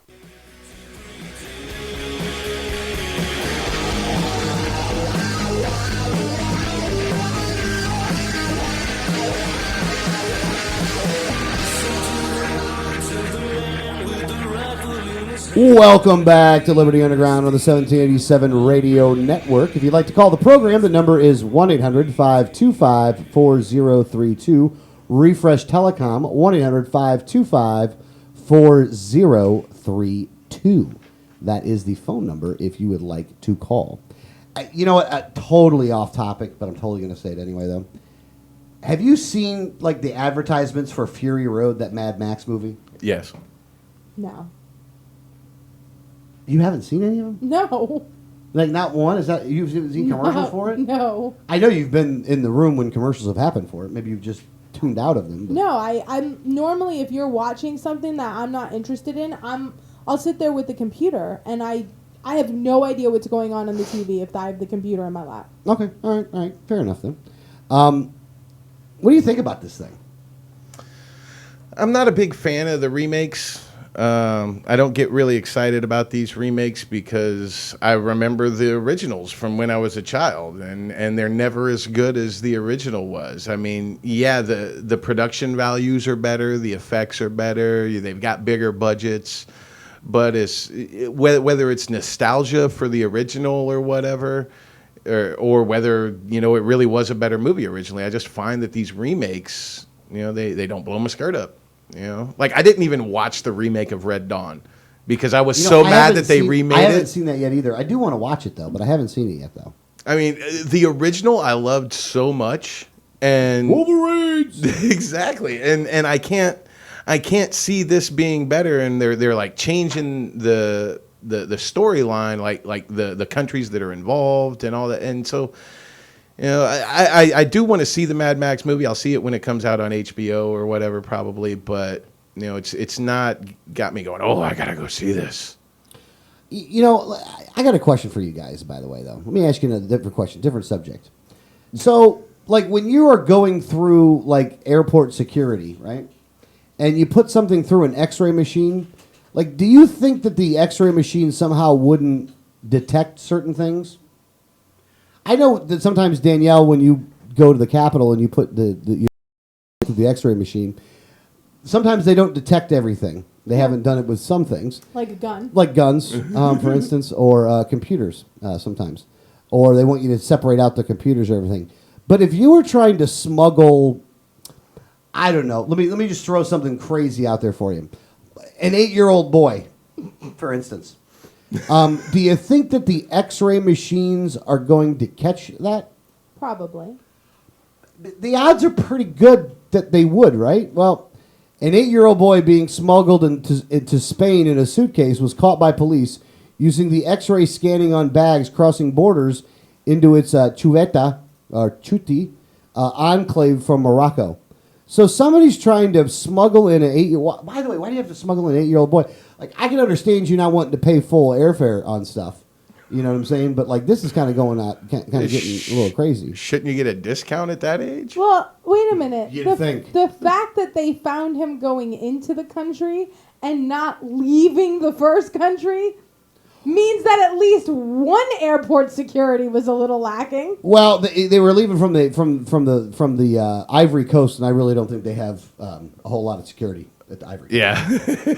Yeah. I think their stuff's probably a little lax. You think? Well, I thought it said Morocco. Well, he was coming from Morocco, like they was Ivory Coast. Well, you're right, because Ivory Coast and Morocco, yeah. Somebody should have figured this stuff out. There's a guy there with a stick going doo doo doo. Like this kid was like they had him in the bag for days though. For days. For 4 days. Were there like some Lunchables and juice boxes in there with him or something? No, I don't think they have those things over on the Ivory Coast. By the way, when they first packed them up, it's not that's like right. You got a refill or that's something right. else. It's a Muslim country, and those have ham in them. Look, it's just so weird that you would. And that's a nice suitcase, though. By the way, I mean, if you can fit a little boy in that suitcase, it's a pretty big suitcase, though. And it seemed like a carry-on.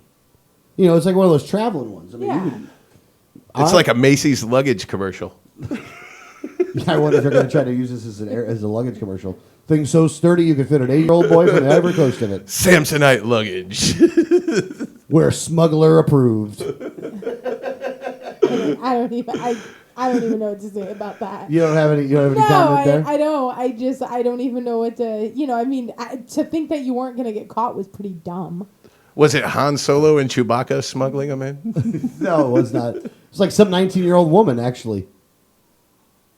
So, hold on. The 19-year-old woman took the case through a pedestrian crossing from Morocco into the small Spanish-governed territory named of Cerveta on Tuesday. A spokesman for the Civil Guard Force Police said. When they put the suitcase through the scanner, the operator noticed something strange, which seemed to be a person inside the case, he told the press.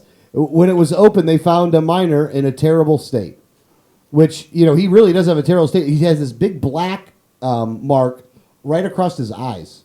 Like, okay, why did they think that if they just blur out his eyes that nobody's going to recognize him? Yeah. It's like Green Lantern. Oh, I've known you my entire life. You think because you covered your cheekbones, I won't know who you are? I mean, it's like, Superman and Clark Kent, I'll just take off my glasses. Now you don't know who I am. Yeah. Come on. Yeah. It's a good point, by the way.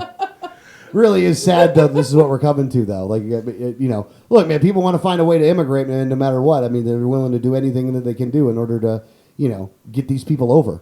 So, I mean, I feel bad that the woman got arrested at the end of the day, but, Well, what was she doing with an 8-year-old Just have boy? the kid fly coach. What was a 19-year-old girl doing with an 8-year-old boy? That's, I think, probably another question that we should be asking. There are so many unanswered questions in this scenario that it ain't even funny. And why do that? I mean, you're going over the Strait of Gibraltar, really, to get from Morocco to Spain. You could shoot him with a catapult across that into Spain. Yeah. Similar to the way we would do with ice cubes. You could use like one of those water balloon slingshots and launch him across, You gotta have somebody on the other side gonna catch him. All right. Go ahead. Send him over. Well, another story. I don't know if you guys heard about this. Have you heard the story about Detective Joseph Crystal? Is he related to Bill Crystal? Don't think so. All right. I think they're unrelated. Detective Joseph Crystal was formerly a detective for the Baltimore Police Department. But he witnessed a handcuffed drug suspect beaten and his ankle broken by a fellow Baltimore police officer. And when he was compelled to report it to his superiors, his nightmare started, and he was run out of the force. He in 2001, this drug suspect was beaten by a fellow officer while he was handcuffed, had his ankle broken. Crystal, in trial, his testimony helped secure convictions against the cop who carried out the beating and the sergeant who helped facilitate it. And he started speaking out against the pattern of abuse in the Baltimore Police Department. His quote, "I never imagined that doing the right thing as a cop could cost me so much." He was run out of the police department. He's now filed a federal lawsuit against the Baltimore Police Department. 3 weeks ago, he did that. He claims it failed to protect him from retaliation after he blew the whistle on his fellow officers. And of course, Baltimore, they're saying we don't comment on pending litigation, and so they're not saying anything on it. And he was a rising star in the Baltimore Police Department, and he was completely run out of the department. And he apparently he faced a lot of backlash for what he did. I mean, I can't even consume all of this. Is he gonna file suit, you think? Well, he's already filed suit. He's filed a federal lawsuit against the Baltimore Police Department. So he's trying to get some justice here. But I think this kind of shows, for one, we're dealing with this Baltimore police brutality issue here. This shows that this is a systemic problem in that police department and has been covered up at least since 2011. Now, I am going to state that it's been going on far longer, and this is an example of why there really aren't any good cops. Everybody talks about, the bad cops. Well, there's one. Well, there's one. But then he got run out. But he got run out. He's actually now on the NYPD, which not a whole lot better than Baltimore PD. So he's probably keeping his mouth shut now. How did you go? But this is why you don't get good cops. You don't get cops that say anything about those bad cops. And I've made this point before when we've had this discussion, that if you're not doing anything about the bad cops, you're just as bad as them. And you know that there are bad cops out there. You witnessed this, just like he did. the supposed good cops witness what the bad cops are doing and don't say anything because they know this kind of repercussion is coming on them. Yeah, and it puts those people in a very bad position, by the way, because if you look at it from the police officer's point of view, is that he witnesses some kind of a wrongdoing, he speaks up about it, he basically will lose his job. So his livelihood, what he's trained for, what he's tried to do as how he's going to put money, put food on the table for his family, is going to go away for what he's doing. Now, he should do the right thing. I would tell you every day of the week that I agree with you. He should do the police should do the right thing.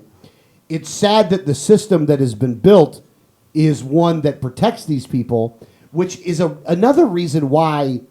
This is the funny thing about the whole Baltimore situation. Now that we're a little bit past it, we can kind of give a more of a 10,000-foot view of what's going on here and what is some of the ramifications of this. Because what you have now is you have the woman that's the mayor, right? She's the mayor, right? That one. Well, there's a prosecutor and a mayor. The mayor. The mayor came out and thinks that we should federalize law enforcement, that we should federalize all the local law enforcement. Yeah, because that's going to help. And that she's saying that this thing all has to do with racism. But if you look at the makeup of the city council, of the police force, of the leadership of Baltimore, what you'll notice is a very surprising trend. It's that somehow, mysteriously, black people are now racist against other black people. Because that's who's in charge in Baltimore. They're all black. I mean, not everybody. Half the officers that were charged with the murder of Freddie Gray, though, were black. Half of them. It's not like one of them named Token. It's half of them were black. Right. Well, once you join the police once you join the police force, the color of your skin no longer matters. You're blue. Yeah. Mm-hmm. But then again, it's not a racial thing, though. And that's what they're trying to frame it as. Then the mayor allows for all of this rioting and protesting. But I do believe at the end of the day that she's allowed all this stuff because she wanted to try to do what she could in order to get, federal. She wanted to see law enforcement federalized. That's what they want. They want federalized law enforcement to have to do this now instead of having just, just your local law enforcement dealing with it the best way that they possibly can. And if you want to see some lawless activity, why don't you just bring the feds in?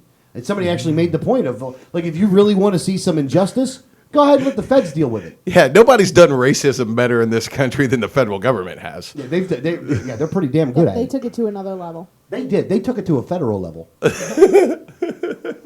So you have this going on over there. Look, and I think at the end of the day, if the citizens of Baltimore were smart, what they would do is fire their police chief, fire the mayor, fire all the city council people, fire everybody that's involved right now, and elect new people. I mean, really, at the end of the day, is there any other option that you have anymore? I mean, look, you're going to blame the police for this, but they're black. It's not racism. It's something else. If anything, you need to elect libertarians. You really should. Because you know what libertarians would do? They'd stop arresting you for all the dumb stuff. They'd stop the police from having quotas. They'd make sure that you would be free to live your life as you see fit as long as you don't do any harm to anybody else. And they wouldn't bring tanks into your neighborhoods. I mean, at the end of the day, and they'd let you all be armed so you could defend yourself. Yeah. And at the end of the day, isn't that what's the most important thing anyway? Libertarians have the answers, whether they want to admit it or not. I think they admit it. Well, they don't want to admit it because our answer is take care of yourself. Yeah. Well, and they don't want to do that. Libertarians admit they have the answer. You know what's funny is they always have this meme out there, and I always think it's a funny meme, is that being a libertarian is like being in a car full of people, being in a car full of like Republicans and Democrats, and not being able to drive. Being in a car full of drunk people and nobody... Being the sober one in a car full of drunk people and nobody let you drive. Yeah, that's it. That's it. That's it too. That's it too. That's the one. That's it. That's the ticket. So like, but you see this happen over and over and over again, and it's so transparent. Like this woman, the mayor, was one of the people that's like on Obama's like council of law enforcement to try to federalize law enforcement. Like she's part of it, and she's the one that's one of the biggest culprits. Like, how does that woman still have a job? How do the citizens vote for her again? Well, Marion Barry should be there. And he's a crackhead. Rob Ford. Yeah, Rob Ford should come and become an American citizen. He's not the mayor of Toronto anymore. He's free. Yeah? Well, I'm telling you, I want to recruit him. I'm sure Rob Ford's not free. I'm sure he'll cost you. But Well, here's the thing: is Rob Ford may have like some kind of you can't leave the country and because you're on probation for crack. That's true. He's probably got an ankle bracelet going. So, yeah, well, we'll see what happens with that. They are going to try to federalize the cops. I hope that they aren't successful in their attempt. We'll see, though. But If we federalize the police, what does that become? I mean, is this now an expansion of the FBI? Is it a subsection of the military? I don't know. Well, it would be similar to a military. I think it would. I think they'd have to do it very similar to military if they were going to do it. They'd have to run something like that. And again, you want to talk about the worst decision that they could make for so many different reasons. That this is it. You got to know as a person, as a resident of the area in which you live, your ability to be able to make a change will be diminished to the same level as when you're electing a president. Yeah. Yeah. Your voice is 1 in 300 million instead of 1 in 8,000. Yeah. And this also, kind of shows the point that I think all three of us made at some point, whether we did it on the show or did it on our social media or whatever. I think we all said this, that these riots in Baltimore are going to be used for greater authoritarianism, greater brutality. So these people are lashing out violently in reaction to something and are ultimately going to make it worse by doing so because they're not taking a rational, meaningful way of addressing this. Because lashing out with violence is only going to beget more violence. Oh no, definitely, and you're only fueling. They're only going to tighten up, and there are civil rights probes going on now in Baltimore and things like that, and you have there's still lawsuits and everything going on in Ferguson that are going to be playing out, but what they're going to use is justification of people are rioting and we have to have a tight grip on that, so that means we need more power and more authority, and which is just going to fuel the other side. So you're just gonna. It's just not going to go well. Yeah. Yeah, I mean, and the mayor, and again, you got to think about it. She did it on purpose. She allowed for the rioting on purpose. She admitted to it. I mean, and again, she framed it in a different way. Of course, she didn't say, "Yeah, I did it because of this reason," but she did it nonetheless. Though there's no getting around that, and that's the part I think that really pisses me off is that, like. The mainstream media does not hold her accountable for that. Right. Alternative media has, but the Right. mainstream media hasn't. that's true. Like even Fox and them haven't really held her No. accountable for that. And you I mean, think they it may have would. mentioned it Yeah. once or twice, but they don't make it the focus of the story. And to question her, why did you let them destroy property? Right. Well, we can, we had to give people an opportunity. No. You would have been able to quash it that night. So why did you do it? Like, really hammer her on that. But they didn't, though. She didn't do that, though. None of the media has done that. They've been negligent in their job. You allowed for businesses that may never come back because they didn't have insurance to handle, because, the economy's bad and they didn't have enough money to be able to keep their insurance or keep their doors open. They had to buy Obamacare. Yeah, they had to buy the Obamacares. Well, and a lot of times rioting is not covered under your insurance. No. Which may have to be a new policy writer. We have to get with Greg on that, see if we can get something done about that. Riot insurance. Yeah, we need riot insurance. I need some riot insurance, by the way. I want some riot insurance. I'd like to get a double, if you don't mind. All right, well, let's look. Hour number 2 is in the bag. Hour number 3 is coming up. In hour number 3, we're going Florida-centric, baby. Florida-centric. We're going to be talking about the Senate race. Again, another race that's just completely useless. But you're listening to Liberty Underground.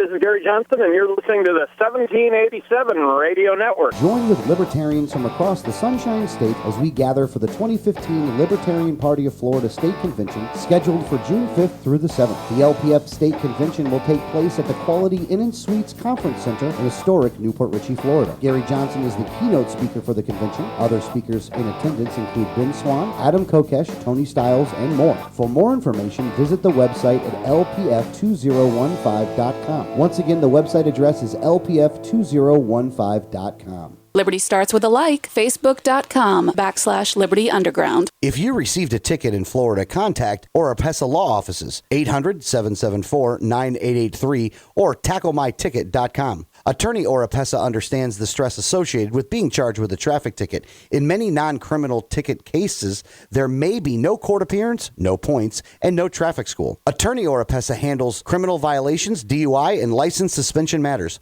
Don't face these serious legal matters alone. Initial consultation is free. Call now and you will be advised about any potential defense, constitutional rights violations, the possibility of having your driving privileges restored, or preventing a suspension from going into effect. If you've been classified as a habitual traffic offender, have a driver's license suspension matter, or a pending DUI case, call Oropesa Law Offices now so you can be advised about your particular case. Call 1-800-774-9883 24 hours a day, 7 days a week, or visit tacklemyticket.com. Main office in Pinellas County and serving all of the Tampa Bay area. Find out more at tacklemyticket.com. Mention Liberty Underground and get 25% off. You know Going Postal offers shipping with UPS, FedEx, and DHL International, and they're a full-service post office. And Going Postal is not just your one-stop shop for shipping. They offer copying, laminating, faxing, packaging, and they even have a notary public service. Visit our friends at Going Postal at the following convenient locations: Palm Harbor at the corner of Tampa Road and County Road 1 in the Sweet Bay Plaza, St. Pete on 66th Street just south of Tyrone Boulevard near Publix, and be sure to visit their newest location at 35595 US 19 North at Alderman Road next to Publix in Palm Harbor. When the unthinkable happens, it doesn't matter if you save money in 15 minutes. It doesn't matter if your neighbor has the same insurance you do. In this moment, what matters is the quality of your independent agent and the company that stands behind them. Auto Owners Insurance has been recognized as highest in customer satisfaction with the auto insurance claims experience 5 years in a row by J.D. Power and Associates. For award information, go to jdpower.com. Call Row Insurance in Newport Richey today at 727-376-0030.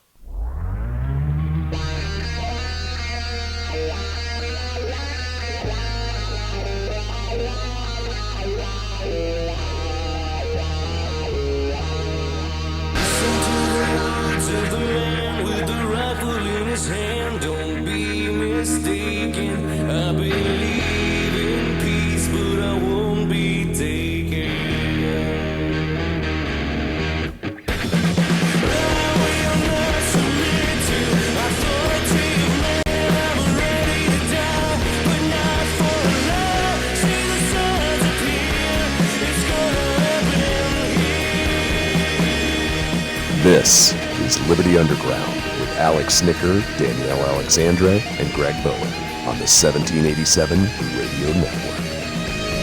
Well, good morning, Tampa Bay, St. Petersburg, Clearwater. This is Alex, co-host, Liberty Underground, along with me, the Duchess of Doing Stuff, my own personal Wikipedia, Tripoli's favorite libertarian, Florida's favorite libertarian, Danielle Alexandre. How are you doing this morning, Danielle? I'm doing well. Doing well? Yeah, I am. How well? I don't know. All right. also in studio, working the trolls as best as he can, is the Prime Minister of all things that are sinister, Greg Bowen. Greg, how are you doing, sir? Spectacular. Oh, he's adjusted from the first time He I asked him. has. I think he's better. He got a little bit off of his chest in hour number 1 and 2, though. I think he got a little bit off of his chest. I still got some more there, though. You're always going to have some more, though. Oh, yeah. Oh, yes, you are. I always got plenty. Oh, I'll bet you do. I got so much rage and anger this week. Rage and anger. Fury. Ranger. We got so much Ranger this week. All right, if you want to go to the website, 1787network.com, 1787network.com. If you'd like to hear hour number 1 and 2, you can go to our YouTube channel, which is linked on that page at the top. It's got the little YouTube icon. You click on that. You can go ahead and you can see for yourself the madness that was hour number 1 and hour number 2. A lot going on this week, but for this hour, I really do think that, I got a bone to pick with some people here. But I'm going to let Danielle go ahead and start this thing off so we can kind of talk about it. There was a new revelation this week when it came to elections. Well, yeah, there is. We've known for quite a while that Patrick Murphy is going to be running for Rubio's U.S. Senate seat. And Ron DeSantis now has decided that he is also going to run. He officially announced that he was going to run. And there's still more people that are going to be in the race. For my seat. Well, yeah, for your seat. I'm just saying. Well, I mean, technically, yeah. I mean, it's the seat you ran for. That's my no. It's my seat. He's running for my seat. Okay. Here one thing I did want to mention here though. You say that DeSantis is now running for my seat. Right. Patrick Murphy's going to run for my seat. Right. Do you know that neither one of them are actually listed on the Supervisor of Elections website as running for office? Yeah, I know. Why? Some of that is what makes it a fit. Why do they make? Why? What makes their stuff official? Because they announced it. But they didn't actually officially do it though. No, they don't have to. You can start, especially if you're going to be fundraising through a PAC. You don't have to fill out your paperwork to run.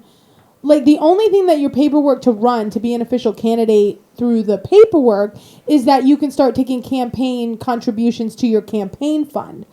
But you can certainly be running and be, getting, taking donations through a PAC. Oh, you can? Yeah, absolutely. Oh. So all you really have to do is say, I am running. I am running. I am running. I am running. And they're running for my seat, by the way. Just for the record, my seat. They're running for it. Let me ask, Greg, I'm going to ask you a question because you're not looking at my screen right now, so you won't be able to just look at my screen and answer this one. How many people are running for the United States Senate seat in 2016 so far today? Not including those two. For my seat. For your spot? For my spot. I don't know for sure. I would guess probably about 5. You would be wrong if you were guessing 5. Technically, right now, there is 1, 2, 3, 4, 5, 6, 7, 8 people running already for the seat. Now, is one of them Kendrick Meek? No, none of them are Kendrick Meek. He's probably busy just taking money from something. Right now, you do have 3 Republicans that are running. DJ DeRenzo, Elila Katz. We know who that is. Ela. Oh, that's that guy? Yes. Running as a Republican? Yes. Oh, well, he fit the good party. Joe Smith is also running. If you want to talk about a freaking common name, might as well have been Bob Smith running. John Smith. Joe Smith, the name you know. Everybody I don't know where, but I know this name from somewhere. He should totally go with that, by the way. We ought to call his campaign and go with that. So, hey, you know what we should do? Oh, you guys, okay, hold on a second here. I'm looking it up through the Federal Election Commission because that is where they have to file first. and Patrick Murphy has filed with the FEC. Oh, okay. But not the state yet, though. But not the state, which is basically the state will kind of, the state paperwork for running for a U.S. Senate, while it is important, they can start taking contributions as soon as they file with the Fed. Because it's a federal seat, the Federal Elections Commission is more important than the state. In this, in this instance, I yeah. got you. So I'm going to look up DeSantis right now, but Patrick Murphy is in there. All right, while you're doing that... Has Charlie Crist thrown his flip-flops in that ring? Not yet, not that I've seen. I haven't heard anything about that either. Latressa Jones as a Dem is running, and also Pamela Michelle Keith. I got to tell you, I don't like Pamela Michelle Keith already because I don't think that anybody that has 3 first names and puts them all together should be elected into office. I'll drop it to one name. I'll go with 2. I'll give you 2, but you don't get 3 though. Pamela Michelle Keith. Pick a first name and go with it. All right. Don't give me all this other 5 or 6 different name kind of crap. Or just do a prince and turn yourself into a symbol. Oh, that would be cool though. I would vote for the person that did that. I would totally vote for the person that decided to just, become a symbol and throw their name in there. Would it matter what the symbol was? Well, a little bit, yeah. like if it was a swastika, you're not. Yeah, I'm probably not voting for that person though. Yeah. I would have to look up their platform though just to see why they did the swastika. What if it was like an infinity symbol? I don't think I would do an infinity symbol either. By the way, I really don't. You know why? Because you believe in term limits. I do not believe in term limits. I do not believe in term limits either. So Danielle would be okay with the infinity symbol. Yeah, I dislike term limits. I think it's very unlibertarian. I don't like it at all. Yeah, I actually put a post on DeSantis's Facebook page about it because he supports term limits. And the guy that's running for your seat. So yeah, why are they running for my seat, by the way? Yeah, get out of Sheldon's spot, y'all. Exactly. And I am not running for the seat, by the way. There is no way, shape, manner, or form. I don't care if you try to draft me or anything like that. I ain't running for the U.S. Senate seat. I ain't gonna do it. So I'll take my seat back in 2035. Yeah, let's get this because what did happen is that DeSantis says that he's running. Patrick Murphy kind of, starts his campaign fundraisers and stuff. And that same week, Alex Snicker makes a Twitter page. Yeah. Yeah, with the Snicker bar logo. The Snicker bar logo. The Snicker bar logo and the picture from your last campaign. From when he ran for Senate. So he makes it just a couple days ago because he didn't have a personal Twitter page. We have a lot of organizations and their Twitter pages, but he didn't have a personal Twitter page.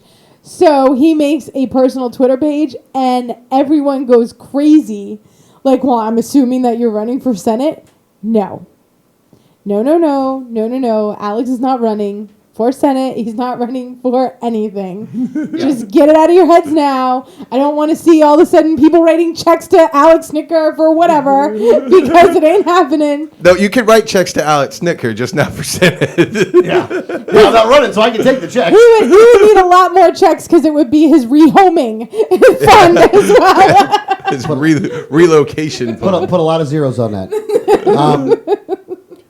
Yeah, I'm not running for that seat at all.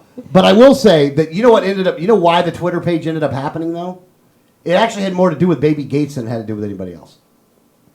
Because you want to be able to respond in it, yeah, not because I be started the responding organization. using the 1787 network Twitter feed. Right. And I didn't feel like that was personal enough for my response, so I wanted to make my own Twitter page so I could respond on that page instead. Nice. That's really the reason why I did it. I mean, there's no other reason for it other than I wanted to be able to yell at politicians and was like, I don't want to do it as the 1787 network. I want to do it as myself. I've had a Twitter account since a week after Twitter launched. And I think I haven't logged into my Twitter for almost a year. And then you launched your personal Twitter. So I actually went into Twitter and followed you. And I probably will never see them because I never use my Twitter. I never, ever use it. I mean, I used to use it a long time ago. But I don't use it anymore. I don't even think I know the password to get in at this point. Your stuff gets populated, though. Well, yeah, at one point you did know it, and I put it on Hootsuite. And you did. So it totally gets used. So, my Twitter page, and people have asked me, I see you're on Twitter. You actually, you post a lot of stuff, but I sent you a message and you didn't reply. And I'm like, oh, that wasn't me. Yeah, that's a robot. I actually have access to, let me make sure I get this right. Let me name them all. So Danielle's Twitter page. And my Facebook. And your well, no, I'm only dealing with Twitter right now. Okay. So I got your Twitter page. Right, my personal 1787 Network's Twitter page. The PAC Twitter page now. Liberty First Twitter page. Liberty First. Another one that was like the Institute page. Oh, right. And now my own personal page. So it's like 6 Twitter pages. I'm actually going to try to start using Twitter more. So you've got 6 Twitter pages to neglect. Right. No, all of them get something on there at one point or another. I mean, they all do. Because they're connected to Skynet. Sorry, Hootsuite. It's called Hootsuite. That's Skynet. But I do have them on there though. Hey, I do got a question for you guys, and I didn't mention this before the show, so I'm going to ask you now, and you're free to say no. Do you want to call any of these guys running for Senate right now? No. Like live on the air right this very second? No. I'll give me the phone number. No, I'd have to have unanimous consent in order to do this. So if Danielle's saying no, then we won't do it this week. But I will tell you that one week I do actually want to start calling these guys that are running for I actually almost want to pick I'd like to put all the people running for office on a dart, and I would like to throw a dart, and whoever we hit is who we call. I guess. I really don't have any desire to have a bunch of candidates on. I mean, like libertarian candidates. Maybe, we don't want to interview them. We want to give them a hard time. Well, I wouldn't necessarily. It depends on who I was calling and what I would do. Oh, by the way, for president of the United States, do you know how many people are actually signed up right now in Florida to run for president, by the way? Oh, there's a lot. Take a guess, Gag. Well, take a guess. How many? Hold on. Can you see my screen? Oh, you're No, looking at I'm it, so I'm not looking going to at ask you. Greg, go ahead. How many people do you think are running for president right now? 23. He's got to count it now. No, not I see his 23. fingers moving. 15, actually. 15. But you there have are to- 15 people. Look, there's not as many people that are currently running for all of the U.S. House of Representative seats in Florida that are running for president. but right wait now. a minute. Now, one of these people know that they are not going to be there when the qualifying comes, and that's Yinka Adeshina, because she was the one who she had put in to run for governor as well. Mm-hmm. And she ran for governor. She was running for governor and president at the same time because she's had her paperwork in for years. And because the funding, there's state matching funds and then there's federal matching funds. So she was actually going over the threshold. Like she would get all her friends to donate and get over the $150,000 threshold so that she could get the matching funds. And they were all splitting the matching funds that were coming from the government. Wow. What a She's slick in little jail. move right now. Well, yeah. Remember, Yinka was the one that we were finding like all of her donations were we're all listed to coming like a from Best Buy. Yeah, they were all coming from Best Buy. Like she had like like $100,000 in donations at the time that we started looking, and all of her donations were linked to one cemetery and one Best Buy. Yeah. And we caught that early, by the way. Oh, way early. Way before the mall got involved. And we were like, she's totally doing this to get the matching funds. That's all this is about. Yeah, and it took them forever and a month to actually catch that stuff. Right. Like, it really did. Like, she got to the point where she could get matching funds. Mm-hmm. She ended up getting I think $75,000 in matching funds. Yeah. Like, unbelievable, by the way, that it got to that point. You know what? Speaking of the governor's race, remember how I was telling you before my son, Rick Scott, is his new villain? Yes. Yeah. He's everybody's new villain. Well, so I walk in the other day, and my son, he's like tying this. He's got a bead necklace, like they throw out at the parades, and I think it's from the parade we all went to together, and he's like tying it from the chair to the bar in the kitchen, and I'm like, "What are you doing?" He goes, "I'm setting a trap." I said, "You're setting a trap for who?" He goes, "Rick Scott. Rick Scott's coming. We're gonna catch him and throw him in jail." I'm like, "I love you so much." Why did he think Rick Scott was going to be coming to your house, though? I don't know.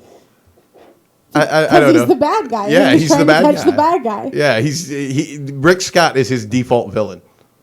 Oh, is that what it is? Yeah, like whenever he's playing and doing like any kind of imagination or playing something, Rick Scott is his default villain. Now, Mikey goes between Rick Scott, Charlie Crist, and David Jolly. 3 of them. Because, and honestly, The Legion of Doom. David Jolly wasn't so much because of, And actually, none of the three of them were actually because we were helping the candidate that was running against him. It was all because of the commercials. Yeah. Because he saw so many commercials on TV, and he's like, they sound really bad. That's how it happened for Rigel, too. It was all the commercials, and he'd ask me about him. Is Rick Scott nice? No, Rick Scott's not nice. Is he a good guy? No, he's not. Oh, so he's a bad guy? Yes. Rick Scott's a villain? Yes. So if they didn't run the commercials all against each other, then Mikey would not think of any of them as the villains. He would just be like, he'd make up some name, or it would be, the actual, like villains on superhero movies or anything. No, completely, because he heard the commercials so much, and it's like, we can't have Rick Scott. He has destroyed the state. You cannot bring Charlie Chris back. He abandoned us. And Mikey's like, these guys are bad. Exactly. It's funny because they do end up sounding like these comic book superheroes, the way that the commercials portray them. Yeah. Hey, Danielle, there was something that we had heard earlier. I know, and I see it. You I see it saw now, that. too? It's public knowledge now, so, we can go ahead and say it. It looks like somebody that we've talked to up in Tallahassee that I would actually I'd put him in the good guy camp. Right. Jimmy Smith. Don't agree with him on everything, but overall seems like I think he's honest about stuff. Yeah. He seems to be good, and he's very laser focused on his issue, which is veterans. Which hey, good for you. I'm glad you are. Not somebody that actually wants us to spend a lot of money on it, but like somebody that wants to have technology be utilized to help veterans out. Which I actually agree with. But when we talked to him, he was very tight-lipped about what his future plans were. What he did say was that he was not going to be running for the state house again. Yeah, he did say that. But that lended itself that he almost wasn't going to be running for another office again. Well, I didn't take it that way. It was, but I did a little bit. I took it that he maybe, because I knowing that he wasn't going to run for the house, even though he had one more term before he's termed out, I thought maybe he was going to run for like a county commission. I thought he was going to run for a county seat. Yeah. But he's going to run for state senate. He is. Against Baxley. Well, but there's... that's an open seat. But it's an open seat, though, right? It's an open seat. I'm looking it up to see who's in, because I don't know everybody by their districts. Yeah. But yeah, no, it's an open seat, because whoever's in there is actually termed out. I'm trying to look it up who's actually in there right now. But yeah, so he's going to be running for state senate. I actually don't mind that at all. No, I don't mind that. I mean, again, no, you're right. I don't mind it at all. But it does bring up something else that I wanted to mention today as well. If you are a listener to this show, then... Oh, it's Charlie Dean's seat. Oh, the one that Dean... Oh, yeah, because that's his district. That's where Dean's at. Oh, I'm totally okay with Jimmy running for that one. Well, yeah, but Dean's termed out, though, right? Yeah, Dean's termed out. Okay. Oh, that would be a net positive, though, in the Senate, though, to get Dean out for Jimmy Smith. Yeah. All right, well, let me just say this, though, is that if you've listened to this program for a long time, then you know where we stand politically. It's not really a big guess. We are libertarians. Not only are we libertarians, but we are big L libertarians, and what that means is that we are actually members of the Libertarian Party. We're not Republicans that want to use libertarian to try to persuade you into voting for us, even though we're just like the Republicans. We're actual libertarians that have libertarian principles that don't say it because it's cool, that we say it because we mean it. And it even says so on our voter registration card. Correct. With that being said, you've seen from the 2010 campaign, my campaign, you've seen an increase from there to the 2012 campaign. You've seen an increase there from the 2012 campaign until Wiley's campaign in the 2014 campaign. Which was a huge increase. Which was a huge increase, by the way, where we were able to garner, 200 and almost 250,000 votes. Bill Walsifer was able to do basically similar to the same thing. We had a lot of guys at that same time running for other offices that were able to garner, double digits. The trend line for us is on the way up. It's definitely on the way up. Mm-hmm. There was a Reuters poll that came out just recently where they asked people this question, because a lot of times they're going to do polling, and when we announce some of these polls, they didn't ask a question outright, are you a libertarian, or do you consider yourself a libertarian? They asked the question in like a, like they ask issue-related questions, and then kind of, determine the percentage of libertarians Based on the issues. based off of the issues and stuff. However, Reuters put out a poll in at the end of April, April 24th. It was a 5-day rolling average or whatever, and they asked the question: are you do you consider yourself a libertarian? It was a month-long poll that was done, and they they got it was an average. They did it 1, 2, 3, 4, 5, 6, 7, 8, like 15 times. So 15 times, and the average responses was 1,500 people per time. So 15 times 1,500 times 15 times. That's how many people they polled, just to give you an idea of how big that poll is. Right. And they asked the question, point blank, do you consider yourself to be a libertarian? Now, Greg, do you know of this poll? I was not aware of this. Okay, so I'm going to ask you, where do you think they were? Where do you think the yes came into play? I'm going to guess 25%. Close. A little lower than that. 22.3%. I was actually going to say 23, but I I already actually said thought at 23. 19. Okay. I think the average, if you average all of them up, it's got to be higher than 19, though. Because there's a lot of 19s, but then there's some 20s and 21s and 22s, and there's very few. There's like one 18. So, by the way, your number, the 15 times 1,500 is 22,500. Okay, so basically, yeah, they had 22,000 people in this country. 22% of them consider themselves libertarians. 77% of them said no. They said no to the question, do you consider yourself to be a libertarian? But I bring this up to bring up something else, is that as we all know, that 22% of the population, if you consider yourself libertarian, and there was more from Dems than from Republicans that consider themselves libertarians, a lot of independents consider themselves libertarians, and a lot of Republicans as well. But my point is that 22% is a winnable voting block for certain races. Yes. And 2016 is coming around. We know, and look, you haven't had a lot of people make it official that they're running for offices as of yet, in a lot of parties, not just libertarians, but Republicans and Democrats, and people are starting to come out the woodwork now, but now's the time in which you do that. There's going to be several races in Florida that I would put in the camp of realistically winnable races. We won some city council seats in 2015, or in 2014 and in 2015. And there's going to be some state house and some state senate seats. These are going to be winnable races, legitimately winnable races. Now, look, I know Congress is a whole different animal, man. You're not going to, I don't think us winning a congressional seat in 2016 necessarily. I mean, maybe. Again, it's early, so somebody could come up to have the right funding, going against the right person. There could be a scenario in which it works out. But I'm looking at scenarios right now for State House and State Senate, even though, again, it's not official. People haven't announced yet, even though there's a big announcement next week that we're going to have. It averaged 19%. Oh, it averaged 19? Okay. So there's a lot of things that are about to come out, and I think that you're going to see some very winnable races in 2016. And here's the big if.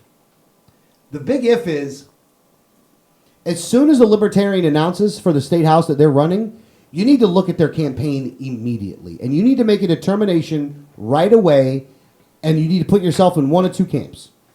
You either support them or you don't support them. That's it. You either support them or you don't.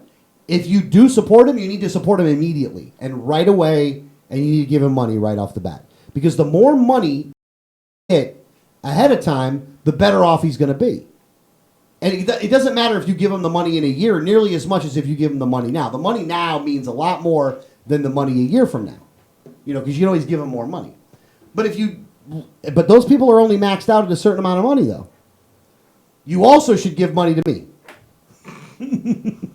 Let me explain what I mean by that. Me and Danielle, along with Greg's help as well, have formed the Florida Libertarian PAC, Political Action Committee. The reason for the PAC is simple, is to find professional and principled candidates to run for office and to help them with the tools they need to win at the time frame that they need it the most, which is the last 3 to 4 months. But those candidates are going to have to get to a certain level before we're going to do that because, again, we're not helping them out from day one. They need to build their own teams. They need to go out and fundraise. They need to do things. They need to be a professional and principled campaign.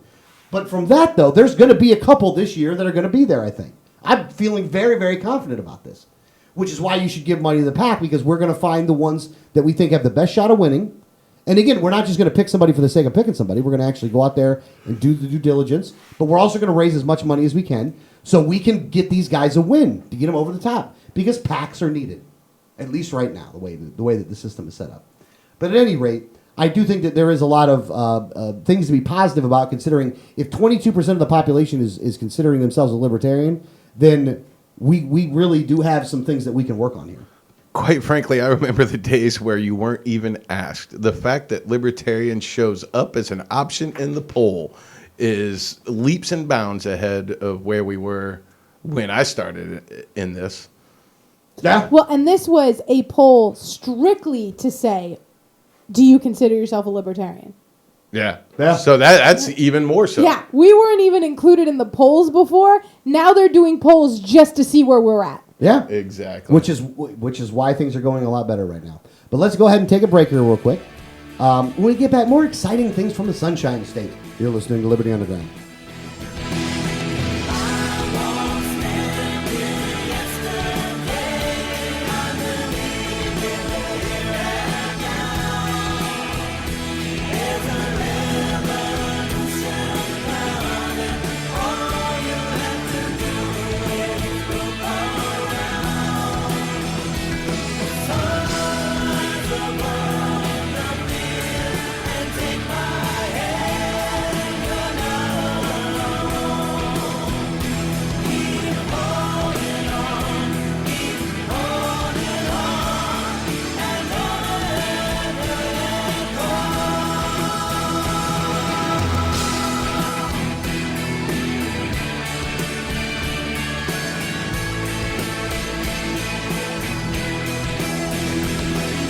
Hi, this is Gary Johnson, and you're listening to the 1787 Radio Network. Join with libertarians from across the Sunshine State as we gather for the 2015 Libertarian Party of Florida State Convention, scheduled for June 5th through the 7th. The LPF State Convention will take place at the Quality Inn and Suites Conference Center in historic Newport Richey, Florida. Gary Johnson is the keynote speaker for the convention. Other speakers in attendance include Ben Swan, Adam Kokesh, Tony Stiles, and more. For more information, visit the website at lpf2015.com. Once again, the website address is lpf2015.com. Liberty starts with a like. Facebook.com/Liberty Underground. If you received a ticket in Florida, contact Oropesa Law Offices, 874-9883 or tacklemyticket.com. Attorney Oropesa understands the stress associated with being charged with a traffic ticket. In many non-criminal ticket cases, there may be no court appearance, no points, and no traffic school. Attorney Oropesa handles criminal violations, DUI, and license suspension matters.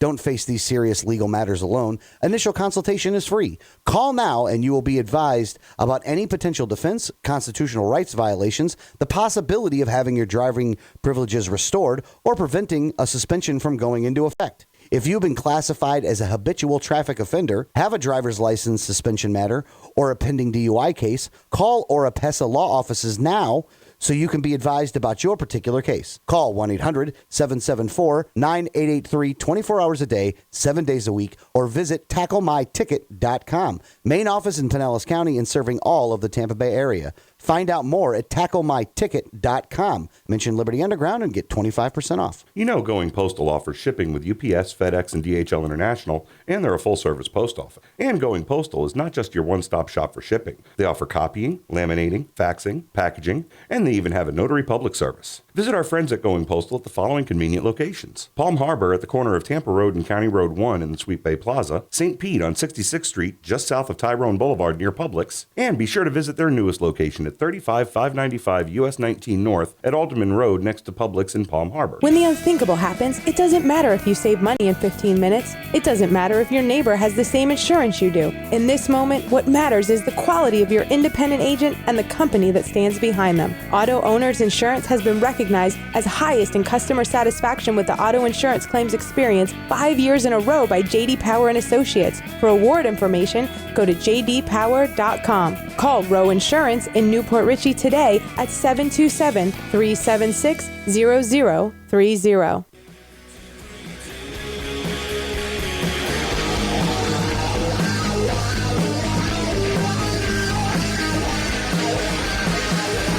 Welcome back to Liberty Underground on the 1787 Radio Network. If you'd like to call the program, the number 1-800-525-4032. Refresh Telecom, 1-800-525-4032. It is interesting on that for that Senate race, though. Back to the original topic at hand for people running for my seat, is that Murphy instantly was endorsed by the Democrats. Right. By the leadership, like the establishment Democrats, instantly endorsed him. And I think that there's a reason why they did that, by the way.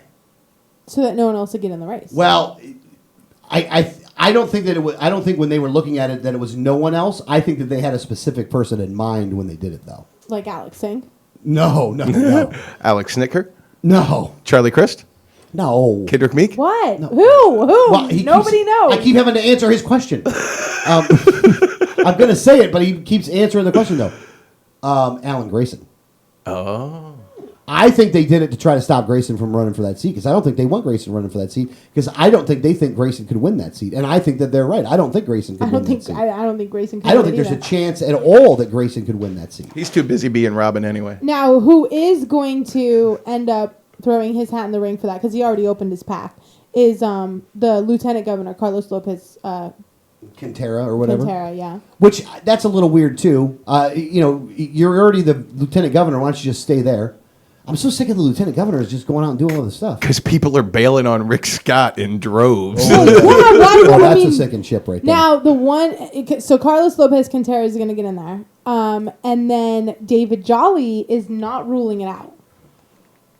Yeah, Jolly. Well, the military-industrial complex has their guy, too.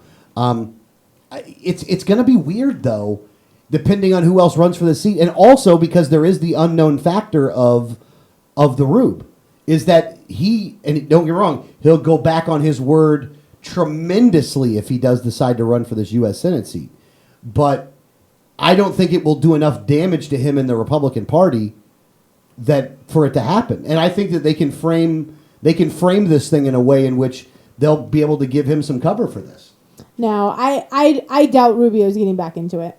I mean, I know that he could, because he would have to drop kind of in the middle of the presidential primaries to be able to do that. But I don't see it happening. And you might look, and Danielle, I think you're probably right. However, with that being said, stranger things have happened. Yeah, I mean, I guess I don't see it. I don't think he's gonna do it. And like I said, I agree with you, by the way, but I'm just saying, though, that it is an unknown factor that is a possibility. You have to admit it's a possibility. Yeah, it's possible. It's not probable, but it's possible. Yeah. Greg's going all crazy over there. You all right, buddy? I mean, if you want to say something, just say it, brother. You don't have to. You don't got to get all crazy on it. But yeah, so David Jolly congratulated Ron DeSantis, but said that, he loves it. And this is David Jolly. He says, I remain focused on the job I love in the House and intend to make a decision regarding the Senate in the coming months. So you may end up seeing David Jolly in there. Although, like I said, you're already going to see Carlos Lopez Quintero, which is, basically like the old guard, going in. And I guess a lot of people like Ron DeSantis. Well, and DeSantis has actually picked up some early endorsements, too, as well. Freedom Works PAC. Freedom Works, the Senate Conservatives Fund, Jamestown Associates, a Club for Growth, I think, has even done it as well. So like a lot of the more grassroots oriented, I guess is the right word. Right. I wouldn't call them grassroots, but maybe the ones that claim to be a little more grassroots oriented or anti-establishment might be a better word for it. Those Say guys. Tea Party? No, I wouldn't even put them don't even know necessarily if in I'd that put one. them in that. The Senate Conservatives Fund is not. Freedom Works was around before them anyway. So you're seeing that those guys kind of rallying around DeSantis. But you still have people in play like David Jolly. You have Bill McCollum that could do it. Jeff Miller that is looking at it. George Lemieux that could run again. And so because Don Gates is termed out, you could see Don Gates. You could. You absolutely could see all that. And it all depends on what happens. It depends on who catches. Like if DeSantis catches fire quick, they do some polling data. They see him, far ahead of everybody else, and other guys may not want to get involved with it. The thing that I don't understand about the Jolly thing is if Jolly decides to run for this seat, he cannot run for Congress again. Right. That puts the Congress seat in District 13 back up, though. Right. That would be then an open seat. Then it would be an open seat. Mm-hmm.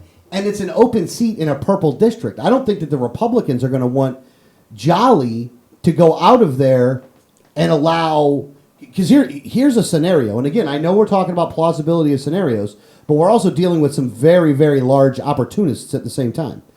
Let's say Jolly decides to run for the Senate seat. Christ is going to run for that congressional seat. Yes. I'm pretty sure. Because that's his hometown. Yeah, I'm pretty sure you'd see Chris run for that congressional seat. And I think the Republicans they would put up is... Who do they got? I mean... I don't know. Brandis. Do you think that Bill Young Jr. would be pulled out of the state and put into that? I think you'd see Jr. go for it. I think that's probably the most likely. Didn't Bill Young Jr. lose? No. No, he won, didn't he? Is it? Oh, no. But, Young Jr. lost. Oh, he did? Oh, okay. Then there's your answer Yeah, right there. That's who they're going to put you up. have. You'll have Bill Young Jr. But I don't think that even he's that loved within the GOP establishment. It's the name. It's the name, though. It's the name. It's in Young's district. You'll have another Bill Young. Yeah. People won't even know the difference. How many people think that they're still voting for Mike Bilirakis and not Gus? Yeah. It's totally a case of the distinguished gentleman. Yeah. Okay. All right. Oh, we'll go with that. But here's the thing, though. I don't think either one of them could beat Chris in that seat, though. Not that Chris is any good, but I think that Chris... Chris does very well in in where he's from. He does. He wins the elections. And the dude needs a win right now. Yeah. And it's not like he can't raise money. The dude can raise money. I mean, he can do... And he is the politician's politician. If Jolly leaves that congressional seat open, I think you'll be it'll be Congressman Christ. Yeah. I mean, and I wouldn't like that. I wouldn't want that. It's not my deal. But whoa. I tell you this, I'd totally draft him on my fantasy politics team. Look, man, Chris is... I got to tell you, man. I mean, don't get me wrong. The one good thing is that he keeps losing. Not that it's any better of who wins, but I don't think he'd lose that one, though. Not in Pinellas. Pinellas is too purple, man. Too purple. And he's so loved there. It's so loved there. He never loses there, and especially in that district, because that district is really where he's from and where he does the best. Yeah. So I would highly doubt that he would lose that seat. Yeah. I think you might be right, though. It's going to be weird to say. It's going to be weird to see that if that happens. And I think that that's going to play for Jolly, by the way. I do think that the bigwigs are going to come to him in that smoke-filled room full of cigars and old whiskey, and they're going to sit him down and say, look, man, you do this, man. We already got DeSantis up there, so why don't you not get involved in this one? Why don't you stay where you're at? Because you can stay in that seat for 40 years. And I doubt that Don Gates has the name recognition competitive in the Senate seat. I think because he's a state house guy that's not really known, widely. Right. I mean, and don't get me wrong, he's the former, Senate president, but I don't think that enough people really know Don Gates' name because, the average person isn't paying that much attention to state politics. I don't think he would have the fundraising power or the name recognition to be competitive in that seat. Huh? Yeah. Marco Rubio wasn't competitive until Jeb Bush stepped in. Yeah. Yeah. Well, okay, that's true. Because I was almost going to bring the Rube up as part of that. The first guy that stole my seat. But he was was not competitive until Jeb Bush stepped in. Yeah. I don't know. We'll see what happens. It's going to be a very interesting 2016 on every level of politics. I think that you're going to have some very interesting things that are going to be going on. And I still think, look, you're dealing with an electorate that is uber pissed off. Yeah. I mean, I think that you have an electorate right now that is more pissed off than they've ever been. They're more pissed off than they were in 2010. They're more pissed off than they were in 2012. They're very pissed off. Now, it could be done on purpose in order to get people to stop voting, which could be what happens. You know, the percentages could go down because that's what happened from 8 to 12 is the percentages of people that went out and voted in 8 to vice 12 actually went down. But you're going to see a lot of... There's a lot of maneuvering in the cars. You know what I mean by that? Like, there's a lot of Chinese fire drilling going on right now. Mm-hmm. That you got people that are going to move to different seats. That's leaving their things open. So what's going to happen? Whenever you move to another seat, it does add that level of uncertainty as to who's going to win. I think it's a perfect time, like I said, for libertarians to step up for the local and the state seats and start winning some of these elections. And I think they're very winnable. Again, for president, it's going to be a tough. Let's not make any illusions about what's going to happen on the presidency side. While I think that whoever our nominee will be, which will more than likely be Gary Johnson, I think will break records from what he did in 12. Oh, definitely. And I think he'll shatter those records. I think he might end up getting, 3 or 4 or 5 times more than what he got then. Yeah. Which would be good. I mean, you're talking about, catching, 5, maybe even 10 million votes. Think he has a chance of winning any electoral college votes? If they don't let him in the debates, if they let him in the debates, then maybe. But if they don't let him in the debates, his lawsuit has to go well. He's got a lawsuit right now, to sue the Commission on Presidential Debates. And now the commission has made a public statement that they are looking at including third parties. Yeah, they have. Now, and again, it's going to sound weird for me to say it this way, but I do think when it comes to running for president, that there should be some criteria that is set in order for you to be included to be on the stage. But my criteria is one thing at the end of the day, that you are on enough ballots in enough states that you can theoretically win the election. Right. Right. Yeah, which I would totally agree with. Yeah. If you're not on enough states, you don't have a chance. You shouldn't be on the debate stage. Yeah, because if all you got to do is pay a couple $1,000s to get on the ballot in Florida to run for president, you shouldn't be allowed on the debate stage if the only state you got in was Florida. Right. You should have to, and again, I wouldn't go so far as to say that you have to belong to a political party. I wouldn't go that far, but you have to be on enough ballots to win. So if you're not in a political party, then you got a lot of work to do. And even with that, though, there's only 4 political parties that actually have have ballot access in enough states to actually have a chance at winning. Right. The Republicans, the Democrats, the Greens, and the Libertarians. That's it. There's not a 5th. And we have better access than the Green Party. Oh yeah, by far. Yeah, but they have enough to win. But they have enough to win, and and the one thing that the Commission on Presidential Debates said is that if that's their only criteria, that someone with a large amount of money could come in and buy their way on enough ballots in enough states to win. Which is what happens now. And that was a point that someone made is that you're not getting the money out of politics. That's what happens now. Yeah. They just give it to the parties instead. They deal with it in the parties instead of dealing with it in another way, And you're going to see, the debates is going to be nothing but a circus. They always are. You're going to, and they always are anyway. I can't wait for the Republican primary debates, though. I love watching those jokers. It just gets funny. Oh yeah, it's comic relief. Absolutely. I got to tell you though, a debate but at the same time, if there's only 2 Democrats that are in this thing. A debate between Bernie Sanders and Hillary Clinton will make Sanders look like the Democrat and Clinton look like the Republican. Yeah. Yeah. Because I think Bernie Sanders will be able to, because he actually believes the socialism he's shoveling. Oh, yeah. No, it's not just hey, I need to do this to win the base. He believes it. Oh, Bernie Sanders is going to out-liberal anybody the Democrats throw at him. Yeah. Yeah. Yeah. And he actually will have he got a good, decent fundraiser in the beginning, too, which is sad. Mm-hmm. But, I mean... Well, it's not that sad, but... He has a lot of support.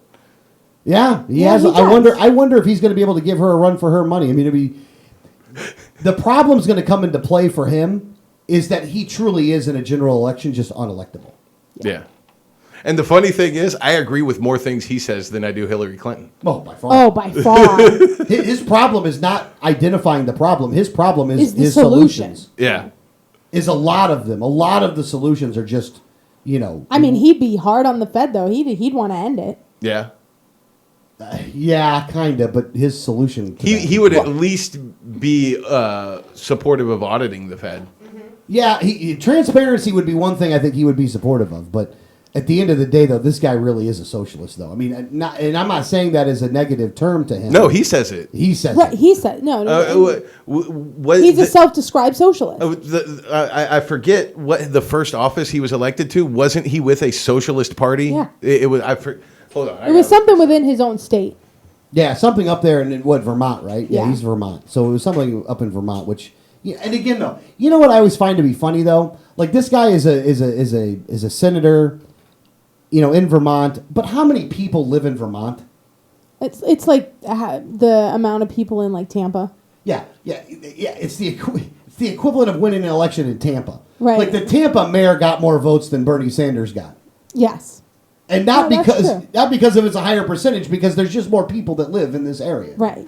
I mean, you got to take these things into perspective, which is why one of the reasons that I'm not necessarily a fan of the Free State Project.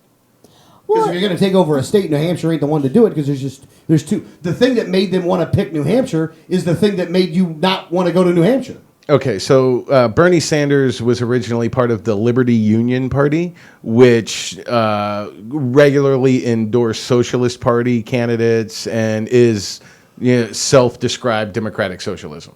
Okay. So, yeah, it was a socialist party that he was first with when he first got elected.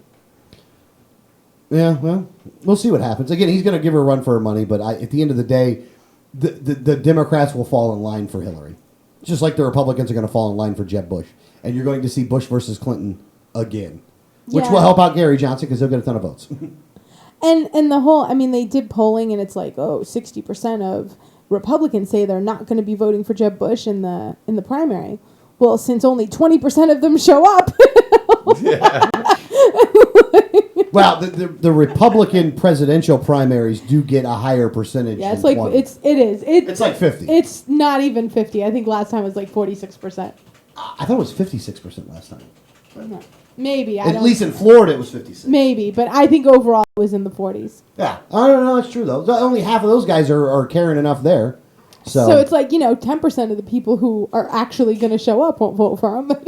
Yeah. So, again, it's going to be a very interesting election. But back to what I was saying before the break, for libertarians, this is going to be a very big election, a very important election cycle in 2016. Because what we need to do is that we need to get bigger than we were the last time. As a percentage, you know what I'm saying? Like, we don't have anybody, there's no governor seats. I'd like to see us have a libertarian running for the Senate seat. But at the same time, I do, but I don't. I don't want us to lose focus on the local and state house seats. I don't want us to have I don't want us to have anyone in the U.S. Senate seat. I would prefer that people don't run for congressional seats. They're a large amount of money. We're not there yet, but we can win a state house or a state Senate seat, and I would much rather see people put all of their energy into that, because we have to win one, because winning one, everything starts to fall in line. Well, yeah, and the next time you have one of those seats come up, the odds of us being competitive in that race goes up tremendously. Yeah. I would like to see somebody in every race that we can field somebody in, as long as we're taking the understanding that we're not putting all of our eggs in the federal basket. We're going to put our money and our efforts into these local races that are very winnable. But I think it's an important thing to have libertarians in as many races as possible to keep us in the public conversation, to keep us in the media, and lead us, get more polls that are asking, "Are you libertarian?" I actually disagree with you, and the reason why I disagree with you is because what they show is how many candidates ran and how many lost. And I think it looks very bad if we run 100 candidates and 99 of them lose.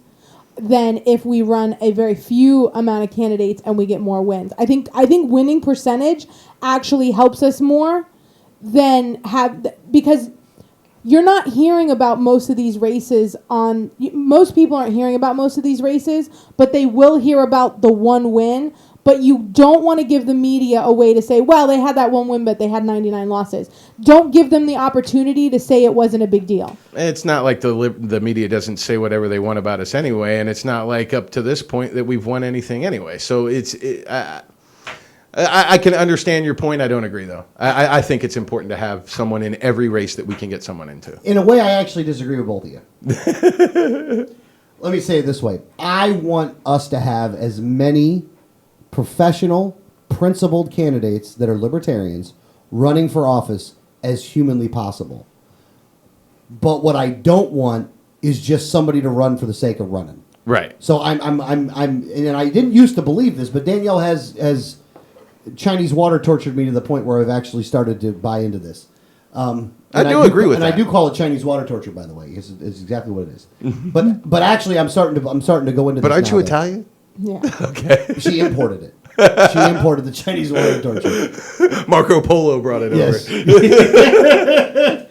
But I will say that I do want us to have as many candidates as possible. But for me personally, I want to see all of them, and I want to find one or two that are hitting all the different that are meeting all the criteria that I would want to see that they have a shot of winning, and I want to put all my support on those people.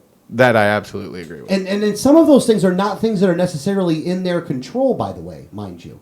Some of the factors that come into play, like you could be an excellent candidate, you could do the message very, very well, but if you're in a seat that like, there's just no way that you're going to win that seat, then you got to look at like the voter turnout on things.